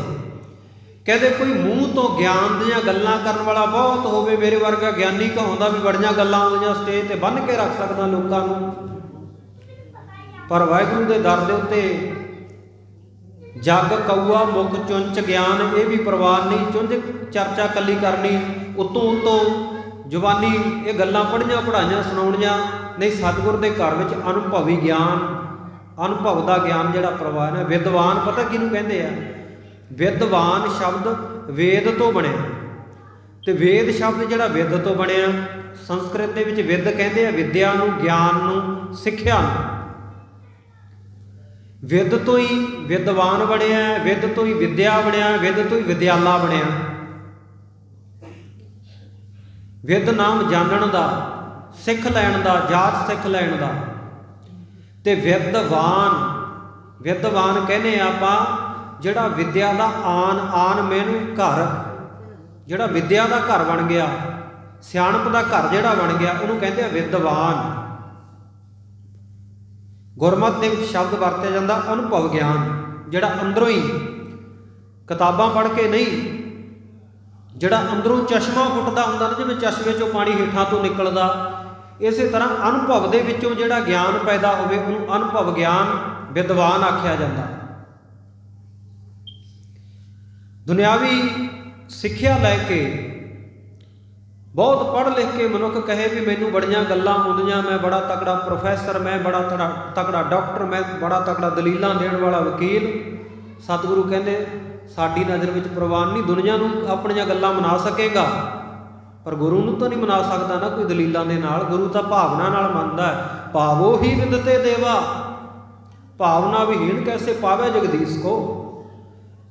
ਭਾਵਨਾ ਵੀ ਹੋਣਾ, ਕਿਵੇਂ ਉਹ ਮਾਲਕ ਨੂੰ ਪਾਵੇਗਾ, ਕਿਵੇਂ ਪ੍ਰਾਪਤ ਕਰੇਗਾ? ਭਾਵਨਾ ਉਹਦੇ ਦਰ ਦੇ ਉੱਤੇ ਪ੍ਰਵਾਨ ਹੋਣੀ ਹੈ। ਸਾਚ ਕਹੋ ਸੁਨ ਲੇਹੋ ਸਭੈ, ਜਿਨ ਪ੍ਰੇਮ ਕੀਓ ਤਿਨ ਹੀ ਪ੍ਰਭ ਪਾਇਓ। ਭਾਵਨਾ ਪ੍ਰੇਮ ਉਹਦੇ ਦਰ ਦੇ ਉੱਤੇ ਪ੍ਰਵਾਨ ਹੋਣਾ ਹੈ। ਤੇ ਅਤ ਸੁੰਦਰ ਕੁਲੀਨ ਚਤੁਰ ਮੁਖ ਗਿਆਨੀ, ਜਿਉ ਨਿਗੁਰਾ ਬਹੁ ਬਾਤਾ ਜਾਣੈ। ਗੱਲਾਂ ਤਾਂ ਬਹੁਤ ਲੋਕ ਜਾਣਦੇ ਆ। ਅੱਜ ਕਿਸੇ ਨਿਗੁਰੇ ਬੰਦੇ ਨੂੰ ਗੁਰੂ ਵਾਲਾ ਨਹੀਂ ਜਿਹੜਾ ਬਣਿਆ, ਉਹਨੂੰ ਕੋਈ ਸਿੱਖਿਆ ਦਿੰਦਾ, ਗੁਰਸਿੱਖ ਕਹਿ ਦੇਵੇ ਭਾਈ ਤੂੰ ਅੰਮ੍ਰਿਤ ਛਕ ਲੈ, ਤੂੰ ਕੇਸ ਰੱਖ ਲੈ, ਪਤਤ ਕਾਹਤੋਂ ਹੋਇਆ, ਗੁਰੂ ਨੇ ਸਰਦਾਰੀ ਬਖਸ਼ੀ ਹੈ, ਕੇਸ ਗੁਰੂ ਕੀ ਮੋਹਰ ਹੈ। ਤੇ ਉਹ ਗੱਲਾਂ ਤਾਂ ਉਹ ਨਿਗੁਰੇ ਬੰਦੇ ਵੀ ਬਹੁਤ ਸੁਣਾ ਦੇਣਗੇ। ਗੁਰੂ ਦੀ ਮੱਤ ਉੱਤੇ ਆਪਣੇ ਮਨ ਦੀ ਮੱਤ ਭਾਰੂ ਕਰਨ ਦੇ ਯਤਨ ਬੜੇ ਕਰਨਗੇ। ਜੇ ਆਖੋ ਨਾ ਕੇਸ ਰੱਖ ਲੈ, ਕਹਿਣਗੇ ਜੀ ਕੇਸਾਂ ਨੂੰ ਕਿਹੜਾ ਬੇਰ ਲੱਗਣੇ ਆ, ਦਾੜੀ ਨੂੰ ਕਿਹੜਾ ਅੰਬ ਲੱਗਣੇ ਆ। ਜੇ ਪੁੱਛੋ ਭਾਈ ਤੂੰ ਕਿੰਨਾ ਪੜ੍ਹਿਆ, ਜੀ ਮੈਂ BA ਪੜ੍ਹਿਆ, ਮੈਂ MA ਪੜ੍ਹਿਆ। ਤੇ ਫਿਰ ਕਹਿਣਾ ਪੈਂਦਾ MA ਨਹੀਂ, ਤੂੰ ਤਾਂ ਐਵੇਂ ਹੀ ਪੜ੍ਹਿਆ। ਇਹ ਤਾਂ ਕਿਸੇ ਬੱਚੇ ਨੂੰ ਵੀ ਪੁੱਛ ਲੈ ਵੀ ਬੇਰ ਕਿੱਥੇ ਲੱਗਦੇ ਹੁੰਦੇ ਆ, ਉਹ ਵੀ ਦੱਸੇਗਾ ਬੇਰ ਬੇਰੀਆਂ ਨੂੰ ਲੱਗਦੇ ਆ, ਕੇਸਾਂ ਨੂੰ ਨਹੀਂ ਲੱਗਦੇ ਹੁੰਦੇ। ਅੰਬ ਅੰਬਾਂ ਦੇ ਦਰਖਤਾਂ ਨੂੰ ਲੱਗਦੇ ਆ, ਦਾੜੀਆਂ ਨੂੰ ਨਹੀਂ ਲੱਗਦੇ ਹੁੰਦੇ। ਉਹ ਇਹਨਾਂ ਕੇਸਾਂ ਨੂੰ ਲੱਗਦਾ ਕੀ ਹੈ? ਜੇ ਪੁੱਛਣਾ ਤੇ ਭਾਈ ਤਾਰੂ ਸਿੰਘ ਤੋਂ ਪੁੱਛੋ, ਭਾਈ ਤਾਰੂ ਸਿੰਘ ਦੱਸਣਗੇ ਇਹਨਾਂ ਕੇਸਾਂ ਨੂੰ ਗੁਰੂ ਕੀ ਸਿੱਖੀ ਲੱਗਦੀ ਹੈ। ਬੋਲੋ ਸਤਨਾਮ ਸ੍ਰੀ ਵਾਹਿਗੁਰੂ। ਇਹਨਾਂ ਨੂੰ ਗੁਰੂ ਕਾ ਸਿੱਖੀ ਸਿਦਕ ਲੱਗਦਾ। ਖੋਪੜਾ ਤਾਂ ਲਹਾ ਦਿੱਤਾ, ਕੇਸ ਕਟਾਉਣੇ ਪ੍ਰਵਾਨ ਨਹੀਂ ਕੀਤੇ। ਭਾਈ ਸਾਹਿਬ ਭਾਈ ਤਾਰੂ ਸਿੰਘ ਅਮਰ ਸ਼ਹੀਦ 22 ਦਿਨ ਖੋਪੜ ਲੈਣ ਤੋਂ ਬਾਅਦ ਵੀ ਜਿਉਂਦੇ ਰਹਿਣਾ, ਇਹ ਗੁਰੂ ਦੀ ਕਲਾ ਹੀ ਹੈ, ਗੁਰੂ ਦਾ ਸਿਦਕ ਹੀ ਹੈ, ਗੁਰੂ ਦੇ ਅੰਮ੍ਰਿਤ ਦੀ ਸ਼ਕਤੀ ਆ। 22 ਦਿਨ ਜਿਉਂਦੇ ਰਹੇ ਸੀ। ਬਚਨ ਕੀਤਾ ਸੀ ਭਾਈ ਤਾਰੂ ਸਿੰਘ ਨੇ, ਜਦੋਂ ਕਹਿੰਦਾ ਸੀ ਨਾ ਜ਼ਕਰੀਆ, ਕਹਿੰਦਾ ਤਾਰੂ ਸਿੰਘਾ ਕੇਸਾਂ ਦਾ ਬੜਾ ਮਾਣ ਕਰਦਾ, ਸਿੱਖੀ ਦਾ ਬੜਾ ਮਾਣ ਕਰਦਾ, ਮਾਰ ਮਾਰ ਜੁੱਤੀਆਂ ਆ ਤੇਰੇ ਸਿਰ ਦੇ ਮੈਂ ਕੇਸ ਉਖਾੜ ਦੇਣੇ ਆ। ਗੁਰੂ ਕੇ ਸਿੱਖ ਨੇ ਬਚਨ ਕੀਤਾ ਸੀ, ਕਹਿੰਦਾ ਜ਼ਕਰੀਆ ਖਾਨ ਤੂੰ ਮੇਰੇ ਕੇਸਾਂ ਨੂੰ ਕੀ ਉਖਾੜੇਗਾ, ਮੇਰੀ ਸਿੱਖੀ ਤਾਂ ਕੇਸਾਂ ਸਵਾਸਾਂ ਨਾਲ ਨਿਭੇਗੀ। ਗੁਰੂ ਮੇਰੀ ਆਪ ਬੌੜੀ ਕਰੇਗਾ, ਜਿਸ ਗੁਰੂ ਦਾ ਮੈਂ ਸਿੱਖ ਹਾਂ। ਪਰ ਇੱਕ ਗੱਲ ਚੇਤੇ ਰੱਖੀ, ਜੁੱਤੀਆਂ ਮਾਰਨ ਦੀ ਗੱਲ ਕਰਦਾ, ਮੈਂ ਤਾਂ ਸ਼ਹੀਦ ਹੋ ਜਾਵਾਂਗਾ, ਪਰ ਤੈਨੂੰ ਆ ਜੁੱਤੀ ਦੀ ਨੋਕ ਦੇ ਅੱਗੇ ਲਾ ਕੇ ਲੈ ਕੇ ਜਾਵਾਂਗਾ। ਪਿਸ਼ਾਬ ਦਾ ਬੰਨ ਪੈ ਗਿਆ ਸੀ ਜ਼ਕਰੀਏ ਨੂੰ ਭਾਈ ਤਾਰੂ ਸਿੰਘ ਦੀ ਖੋਪੜੀ ਲਾਉਣ ਤੋਂ ਬਾਅਦ। ਫਿਰ ਕਿਸੇ ਸਿਆਣੇ ਨੇ ਸਲਾਹ ਦਿੱਤੀ ਸੀ, ਭਾਈ ਤਾਰੂ ਸਿੰਘ ਦੇ ਵਚਨ ਸੱਤ ਹੋ ਰਹੇ ਹੈ, ਲਿਆਓ ਭਾਈ ਤਾਰੂ ਸਿੰਘ ਦੀ ਜੁੱਤੀ ਜ਼ਕਰੀਆ ਖਾਨ ਦੇ ਸਿਰ ਵਿੱਚ ਮਾਰੋ। ਜਦੋਂ ਸਿਰ ਵਿੱਚ ਮਾਰਦੇ ਸੀ ਨਾ, ਥੋੜ੍ਹਾ ਜਿਹਾ ਇਹਨੂੰ ਪਿਸ਼ਾਬ ਆ ਜਾਂਦਾ ਸੀ, ਆਰਾਮ ਆਉਂਦਾ ਸੀ। ਜਦੋਂ ਮਾਰਨੋਂ ਹਟ ਜਾਂਦੇ ਫਿਰ ਦੁਖੀ ਹੋ ਜਾਂਦਾ। ਉਹ ਡਰਦੇ ਡਰਦੇ ਹੌਲੀ ਹੌਲੀ ਜੁੱਤੀਆਂ ਮਾਰਦੇ, ਕਹਿੰਦਾ ਨਹੀਂ ਜ਼ੋਰ ਦੀ ਮਾਰੋ, ਮੈਨੂੰ ਆਰਾਮ ਆਉਂਦਾ। ਇਉਂ ਜ਼ੋਰ ਜ਼ੋਰ ਦੀ ਸਿਰ ਵਿੱਚ ਜੁੱਤੀਆਂ ਖਾਂਦਾ। ਤੇ 22ਵੇਂ ਦਿਨ ਇਹ ਜ਼ਕਰੀਆ ਚੜ੍ਹਾਈ ਕੀਤਾ ਸੀ। ਉਹ ਤੋਂ ਬਾਅਦ ਭਾਈ ਤਾਰੂ ਸਿੰਘ ਨੇ ਆਪਣਾ ਸਰੀਰ ਛੱਡਿਆ ਸੀ। ਖਾਲਸਾ ਜੀ, ਭਾਈ ਤਾਰੂ ਸਿੰਘ ਨੂੰ ਪੁੱਛੋ ਇਹਨਾਂ ਕੇਸਾਂ ਨੂੰ ਕੀ ਲੱਗਦਾ, ਉਹ ਦੱਸੇਗਾ ਗੁਰੂ ਕੀ ਸਿੱਖੀ ਲੱਗਦੀ ਹੈ। ਭਾਈ ਮਨੀ ਸਿੰਘ ਨੂੰ ਪੁੱਛੋ, ਬੰਦ ਜਿਨ੍ਹਾਂ ਨੇ ਕਟਾ ਦਿੱਤਾ, ਉਹ ਦੱਸਣਗੇ ਇਹਨਾਂ ਕੇਸਾਂ ਨੂੰ ਕੀ ਲੱਗਦਾ। ਤੇ ਚੁੰਚ ਗਿਆਨੀ ਬੰਦਾ ਤਾਂ ਜਿਹੜਾ ਸੋਚੇ ਵੀ ਮੈਨੂੰ ਗੱਲਾਂ ਬਹੁਤ ਆਉਂਦੀਆਂ, ਕਹਿ ਹੀ ਸਕਦਾ। ਕਹੋ ਸ਼ਰਾਬ ਨਾ ਪੀਓ, ਫਿਰ ਅੱਗੋਂ ਸਵਾਲ ਪਤਾ ਕੈਸਾ ਕਰਨਗੇ ਵੀ ਬੰਦਾ ਕਈ ਵਾਰ ਸਵਾਲ ਜਿਹੜਾ ਸੁਣਨ ਵਾਲਾ ਉਹਦਾ ਦਿਮਾਗ 'ਚ ਕਰਾ ਜਾਂਦਾ। ਜੇ ਕਿਸੇ ਨੂੰ ਕਹੋ ਨਾ ਵੀ ਬਜ਼ੁਰਗੋ ਹੁਣ ਤਾਂ ਉਮਰ ਬਹੁਤ ਹੋ ਗਈ ਹੈ, ਬੜਾ ਖਾ ਪੀ ਲਿਆ, ਹੰਢਾ ਲਿਆ ਜੀਵਨ ਦੇ ਵਿੱਚ, ਆ ਹੁਣ ਸ਼ਰਾਬ ਕਬਾਬ ਦਾ ਖਹਿੜਾ ਛੱਡ ਦਿਓ, ਰੱਬ ਦਾ ਨਾਂ ਲਿਆ ਕਰੋ, ਅੰਮ੍ਰਿਤ ਛਕ ਲਓ। ਫਿਰ ਬਣਾ ਸਵਾਰ ਕੇ ਪਤਾ ਕੀ ਕਹਿਣਗੇ, ਕਹਿੰਦੇ ਬਾਬਾ ਜੀ ਇੱਕ ਗੱਲ ਦੱਸੋ ਵੀ ਜੇ ਪੀਣ ਵਾਸਤੇ ਨਹੀਂ ਬਣੀ, ਫਿਰ ਇਹ ਸਿਰ ਧੋਣ ਵਾਸਤੇ ਬਣੀ ਹੈ, ਹੋਰ ਕਾਹਦੇ ਵਾਸਤੇ ਬਣੀ ਹੈ। ਚੁੰਝ ਗਿਆਨ ਦੀਆਂ ਗੱਲਾਂ ਬੰਦਿਆਂ ਨੂੰ ਬਹੁਤ ਆਉਂਦੀਆਂ, ਪਰ ਸਤਿਗੁਰੂ ਦੇ ਦਰ ਉੱਤੇ ਪ੍ਰਵਾਨ ਨਹੀਂ। ਅੰਮ੍ਰਿਤ ਛਕ ਲਓ, ਸਿੰਘ ਸਜੋ, ਗੁਰੂ ਵਾਲੇ ਬਣੋ, ਬੇਨਤੀ ਕਰੋ ਜੀ ਅੰਮ੍ਰਿਤ ਤਾਂ ਛਕ ਲਈਏ, ਪਰ ਕਿਰਪਾਨ ਭਾਰੀ ਲੱਗਦੀ ਹੈ। ਉਹ ਘਰ ਤੋਂ ਜਾਣਾ 1.5-2 ਕਿਲੋਮੀਟਰ ਠੇਕੇ ਤੱਕ, ਉਹ ਲੀਟਰ ਦੀ ਬੋਤਲ ਡੱਬ ਦੇ ਵਿੱਚ ਅੜਾ ਕੇ ਘਰ ਤੱਕ ਲੈ ਆਉਣਾ, ਉਹ ਤੈਨੂੰ ਭਾਰੀ ਨਹੀਂ ਲੱਗਦੀ, ਆ ਗੁਰੂ ਦੀ ਬਖਸ਼ੀ ਕਿਰਪਾਨ ਦਾ ਹੀ ਭਾਰ ਲੱਗਦਾ ਤੈਨੂੰ। ਤੇ ਘੱਟ ਬੀਬੀਆਂ ਵੀ ਨਹੀਂ, ਜਿਨ੍ਹਾਂ ਉੱਤੇ ਗੁਰੂ ਦੀ ਕਿਰਪਾ ਹੈ, ਉਹਨਾਂ ਨੂੰ ਨਮਸਕਾਰਾਂ, ਸਤਿਕਾਰ। ਪਰ ਬਹੁਤ ਬੀਬੀਆਂ ਜਿਹੜੀਆਂ ਫੈਸ਼ਨ ਪ੍ਰਸਤੀ ਦੇ ਹੜ ਦੇ ਵਿੱਚ ਰੁੜੀਆਂ ਹੋਈਆਂ, ਉਹਨਾਂ ਨੂੰ ਕਹੋ ਅੰਮ੍ਰਿਤ ਛਕ ਲਓ। ਤੇ ਸਾਧ ਸੰਗਤ ਜੀ ਬਹਾਨੇਬਾਜ਼ੀ ਪਤਾ ਕੀ ਹੈ ਜੀ, ਅੰਮ੍ਰਿਤ ਤਾਂ ਛਕ ਲਈਏ ਪਰ ਕਿਰਪਾਨ ਭਾਰੀ ਲੱਗਦੀ ਹੈ। ਨੱਕ ਅਤੇ ਕੰਨ ਪਾੜ ਕੇ ਕਿਲੋ ਸੋਨਾ ਪਾ ਦਿਓ, ਕੰਨ ਲੰਮਕ ਕੇ ਮਹਾਤਮਾ ਗਾਂਧੀ ਵਰਗੇ ਲੰਮੇ ਹੋ ਜਾਣ, ਉਹ ਸੋਨਾ ਨਹੀਂ ਭਾਰੀ ਲੱਗਦਾ, ਕਹਿਣਗੇ ਨਾ ਕਿਰਪਾਨ ਭਾਰੀ ਲੱਗਦੀ ਹੈ। ਜਾਂ ਇੱਕ ਹੋਰ ਬਹਾਨਾ ਹੁੰਦਾ, ਆ ਗੁਰਮੁਖਾ ਅੰਮ੍ਰਿਤ ਛਕ ਲੈ, ਗੁਰੂ ਵਾਲਾ ਬਣ, ਸਤਿਗੁਰੂ ਦੇ ਬਚਨ ਹੈ, ਗੁਰਮੰਤਰ ਹੀਣਸ ਜੋ ਪ੍ਰਣੀ, ਤਰਗੰਤ ਜਨ ਭ੍ਰਿਸ਼ਟਣਾ, ਕੂਕਰੈ ਸੂਕਰੈ ਗਰਦ ਬੈ ਕਾਕਾ, ਸਰਪਨੈ ਤੁਲਖਲ ਹੈ। ਜਿਹੜਾ ਅੰਮ੍ਰਿਤ ਨਹੀਂ ਛਕਦਾ, ਗੁਰੂ ਵਾਲਾ ਨਹੀਂ ਬਣਦਾ, ਗੁਰੂ ਮੰਤਰ ਧਾਰਨ ਨਹੀਂ ਕਰਦਾ, ਉਹ ਤਾਂ ਕਾਮਾ ਕੁੱਤਿਆਂ ਕੁੱਤਿਆਂ ਵਰਗਾ। ਗੁਰੂ ਵਾਲਾ ਬਣਨਾ ਚਾਹੀਦਾ। ਕਹਿੰਦੇ ਜੀ ਅੰਮ੍ਰਿਤ ਤਾਂ ਛਕ ਲਈਏ, ਪਰ ਡਰ ਲੱਗਦਾ ਕਿਤੇ ਰਾਤ ਨੂੰ ਸੁੱਤੇ ਪਿਆਂ ਦੇ ਕਿਰਪਾਨ ਢਿੱਡ 'ਚ ਨਾ ਵੱਜ ਜਾਏ। ਬਹਾਨੇ ਦੇਖੋ, ਅੰਮ੍ਰਿਤ ਤਾਂ ਛਕ ਲਈਏ, ਕਿਤੇ ਕਿਰਪਾਨ ਢਿੱਡ 'ਚ ਨਾ ਵੱਜ ਜਾਵੇ। ਹਾਂ, ਜਿਨ੍ਹਾਂ ਨੇ ਹੁਣ ਤੱਕ ਅੰਮ੍ਰਿਤ ਛਕਿਆ ਸਾਰੇ ਟਾਂਕੇ ਲਵਾਈ ਫਿਰਦੇ ਹੋਣੇ ਆ ਮੇਰੇ ਖਿਆਲ ਵਿੱਚ। ਬਹਾਨੇਬਾਜ਼ੀਆਂ ਬਹੁਤ ਆ ਸਾਡੇ ਕੋਲ, ਦੁਨਿਆਵੀ ਗੱਲਾਂ ਬਹੁਤ ਆ, ਪਰ ਸਿੱਧੇ ਪਾਸੇ ਨਹੀਂ ਜਾਣਾ, ਪੁੱਠੇ ਪਾਸੇ ਨੂੰ ਜਾਣਾ, ਗੁਰੂ ਦੀ ਮੱਤ ਨੂੰ ਧਾਰਨ ਨਹੀਂ ਕਰਨਾ, ਮਨਮੱਤ ਵਾਲੇ ਪਾਸੇ ਜਾਣਾ। ਸਤਿਗੁਰ ਸੱਚੇ ਪਾਤਸ਼ਾਹ ਕਹਿੰਦੇ ਗੁਰ ਕੀ ਮੱਤ ਤੂੰ ਲੇਹ ਆਨੇ, ਭਗਤ ਬਿਨਾਂ ਦਾ ਡੁੱਬੇ ਸਿਆਣਿਆ। ਤੇਰੇ ਵਰਗੇ ਸਿਆਣੇ ਕਹਾਉਣ ਵਾਲੇ ਬਹੁਤ ਡੁੱਬ ਗਏ ਆ ਸੰਸਾਰ ਸਮੁੰਦਰ ਵਿੱਚ, ਗੋਤੇ ਖਾਂਦੇ ਵੇਖੇ ਆ, ਜਿਨ੍ਹਾਂ ਨੇ ਗੁਰੂ ਦੀ ਮੱਤ ਧਾਰਨ ਨਾ ਕੀਤੀ, ਮਨ ਦੀ ਮੱਤ ਪਿੱਛੇ ਚੱਲੇ। ਸਤਿਗੁਰੂ ਕਹਿੰਦੇ ਪ੍ਰਵਾਨ ਨਹੀਂ। ਅਤ ਸੁੰਦਰ ਕੁਲੀਨ ਚਤੁਰਮੁਖ ਗਿਆਨੀ, ਧਨਵੰਤ, ਧਨ ਵਾਲਾ, ਪੈਸੇ ਵਾਲਾ ਕੋਈ ਹੋਵੇ ਕਿ ਪੈਸੇ ਦੇ ਜ਼ੋਰ ਦੇ ਨਾਲ ਗੁਰੂ ਦੀਆਂ ਬਖਸ਼ਿਸ਼ਾਂ ਪ੍ਰਾਪਤ ਕੀਤੀਆਂ ਜਾ ਸਕਦੀਆਂ? ਨਹੀਂ ਭਾਈ, ਜੇ ਪੈਸੇ ਦੇ ਬਲ ਦੇ ਨਾਲ ਗੁਰੂ ਦੀਆਂ ਬਖਸ਼ਿਸ਼ਾਂ ਪ੍ਰਾਪਤ ਹੁੰਦੀਆਂ, ਦੁਨੀਆ ਵਿੱਚ ਬਹੁਤ ਐਸੇ ਲੋਕ ਹੈ ਜਿਹੜੇ ਸੋਨੇ ਦੇ ਚਮਚਿਆਂ ਨਾਲ ਖਾਣਾ ਖਾਂਦੇ ਆ। ਉਹਨਾਂ ਨੇ ਤਾਂ ਰੱਬ ਨੂੰ ਫਿਰ ਆਪਣੇ ਸੋਨੇ ਚਾਂਦੀ ਧਨ ਦੇ ਨਾਲ ਵਸ ਵਿੱਚ ਕਰਕੇ ਆਪਣੀ ਰਸੋਈ ਵਿੱਚ ਨੌਕਰ ਲਾ ਲੈਣਾ ਸੀ, ਜੇ ਪੈਸੇ ਨਾਲ ਹੀ ਵਸ ਵਿੱਚ ਆਉਂਦਾ। ਨਾ ਤੂੰ ਆਵੈ ਵਸ ਬਹੁਤ ਘਣਾਵਣੇ, ਨਾ ਤੂੰ ਆਵੈ ਵਸ ਵੇਦ ਪੜਾਵਣੇ, ਨਾ ਤੂੰ ਆਵੈ ਵਸ ਕਿਤੈ ਸਿਆਣਪ ਹੈ, ਨਾ ਤੂੰ ਆਵੈ ਵਸ ਬਹੁਤਾ ਦਾਨ ਦੇ। ਸਭ ਕੋ ਤੇਰਾ ਵਸ ਅਗਮ ਅਗੋਚਰਾ, ਤੂੰ ਭਗਤਾ ਕੈ ਵਸ ਭਗਤਾ ਤਾਣ ਤੇਰਾ। ਉਹ ਤਾਂ ਭਗਤੀ ਦੇ ਮਾਰਗ ਦੇ ਉੱਤੇ ਚੱਲ ਕੇ ਭਗਤਾਂ ਦੇ ਵਸ ਵਿੱਚ ਆਉਂਦਾ, ਹੋਰ ਕਿਸੇ ਦੇ ਵਸ ਵਿੱਚ ਨਹੀਂ। ਇਸ ਕਰਕੇ ਸਤਿਗੁਰੂ ਕਹਿੰਦੇ ਪੰਜੇ ਗੱਲਾਂ ਨਾਲ ਨਹੀਂ, ਅਤ ਸੁੰਦਰ ਕੁਲੀਨ ਚਾਤੁਰ ਮੁਖ ਗਿਆਨੀ ਧਨਵੰਤ, ਪੰਜ ਹੋ ਗਈਆਂ ਨਾ। ਪਰ ਸਤਿਗੁਰੂ ਕਹਿੰਦੇ ਮਿਰਤਕ ਕਹੀਐ ਨਾਨਕਾ ਜੇ ਪ੍ਰੀਤ ਨਹੀਂ ਭਗਵੰਤ। ਜੇ ਵਾਹਿਗੁਰੂ ਦੇ ਨਾਲ ਪ੍ਰੀਤੀ ਨਹੀਂ, ਵਾਹਿਗੁਰੂ ਨਾਲ ਪਿਆਰ ਨਹੀਂ ਤੇਰਾ, ਫਿਰ ਕਹਿੰਦੇ ਸਾਡੀ ਨਜ਼ਰ ਵਿੱਚ ਤੂੰ ਮੁਰਦਾ ਹੈ, ਮੁਰਦਾ। ਸੰਸਾਰ ਵਿੱਚ ਨਹੀਂ, ਤੂੰ ਸ਼ਮਸ਼ਾਨ ਘਾਟ ਵਿੱਚ ਹੀ ਵਿਚਰਦਾ ਫਿਰਦਾ ਹੈ। ਇਸ ਕਰਕੇ ਭਾਈ ਗੁਰੂ ਦੇ ਚਰਨਾਂ ਵਿੱਚ ਆ ਕੇ ਜੁੜਿਆ ਕਰੀਏ। ਇੱਥੇ ਬੈਠੇ ਆਪਾਂ ਸੋਹਣੇ ਲੱਗਦੇ ਹਾਂ, ਸੁੰਦਰ ਲੱਗਦੇ ਹਾਂ। ਸਤਿਗੁਰ ਪਾਤਸ਼ਾਹ ਕਹਿੰਦੇ ਸਹੀ ਸੁੰਦਰ ਸੋਹਣੇ ਸਾਧ ਸੰਗਤ ਜਿਨ ਬਹਿਣੇ। ਆਓ ਗੁਰਮੁਖ ਪਿਆਰਿਓ, ਸਮਾਂ ਕਾਫੀ ਹੋ ਚੁੱਕਿਆ, ਇੱਥੇ ਹੀ ਵਿਚਾਰਾਂ ਨੂੰ ਵਿਸ਼ਰਾਮ ਦਿੰਦੇ ਹਾਂ। ਗਰੀਬ ਨਵਾਜ਼ ਸੱਚੇ ਪਾਤਸ਼ਾਹ ਕਿਰਪਾ ਕਰਨ, ਸਮਤ ਬਖਸ਼ਿਸ਼ ਕਰਨ, ਫਿਰ ਸਮਾਂ ਬਖਸ਼ਿਸ਼ ਕਰਨ। ਆਪ ਜੀ ਦੇ ਖੁੱਲੇ ਦਰਸ਼ਨ ਦਿਦਾਰੇ ਇਸੇ ਤਰ੍ਹਾਂ ਗੁਰਮਤਿ ਵਿਚਾਰਨ ਦੇ ਸਹਿਤ ਕਰੀਏ। ਬਹੁਤ ਧੰਨਵਾਦ ਗੁਰਮੁਖ ਪਰਿਵਾਰ ਦਾ। ਸਵਰਗਵਾਸੀ ਸਰਦਾਰ ਬਾਬਾ ਸਿੰਘ ਜੀ ਸਮੂਹ ਪਰਿਵਾਰ ਦੇ ਵੱਲੋਂ ਭਾਈ ਬੂਲਾ ਸਾਹਿਬ ਜੀ ਦੇ ਸਾਲਾਨਾ ਜੋੜ ਮੇਲੇ ਦੇ ਸੰਬੰਧ ਵਿੱਚ ਸ੍ਰੀ ਅਖੰਡ ਪਾਠ ਸਾਹਿਬ ਕਰਵਾਏ ਗਏ।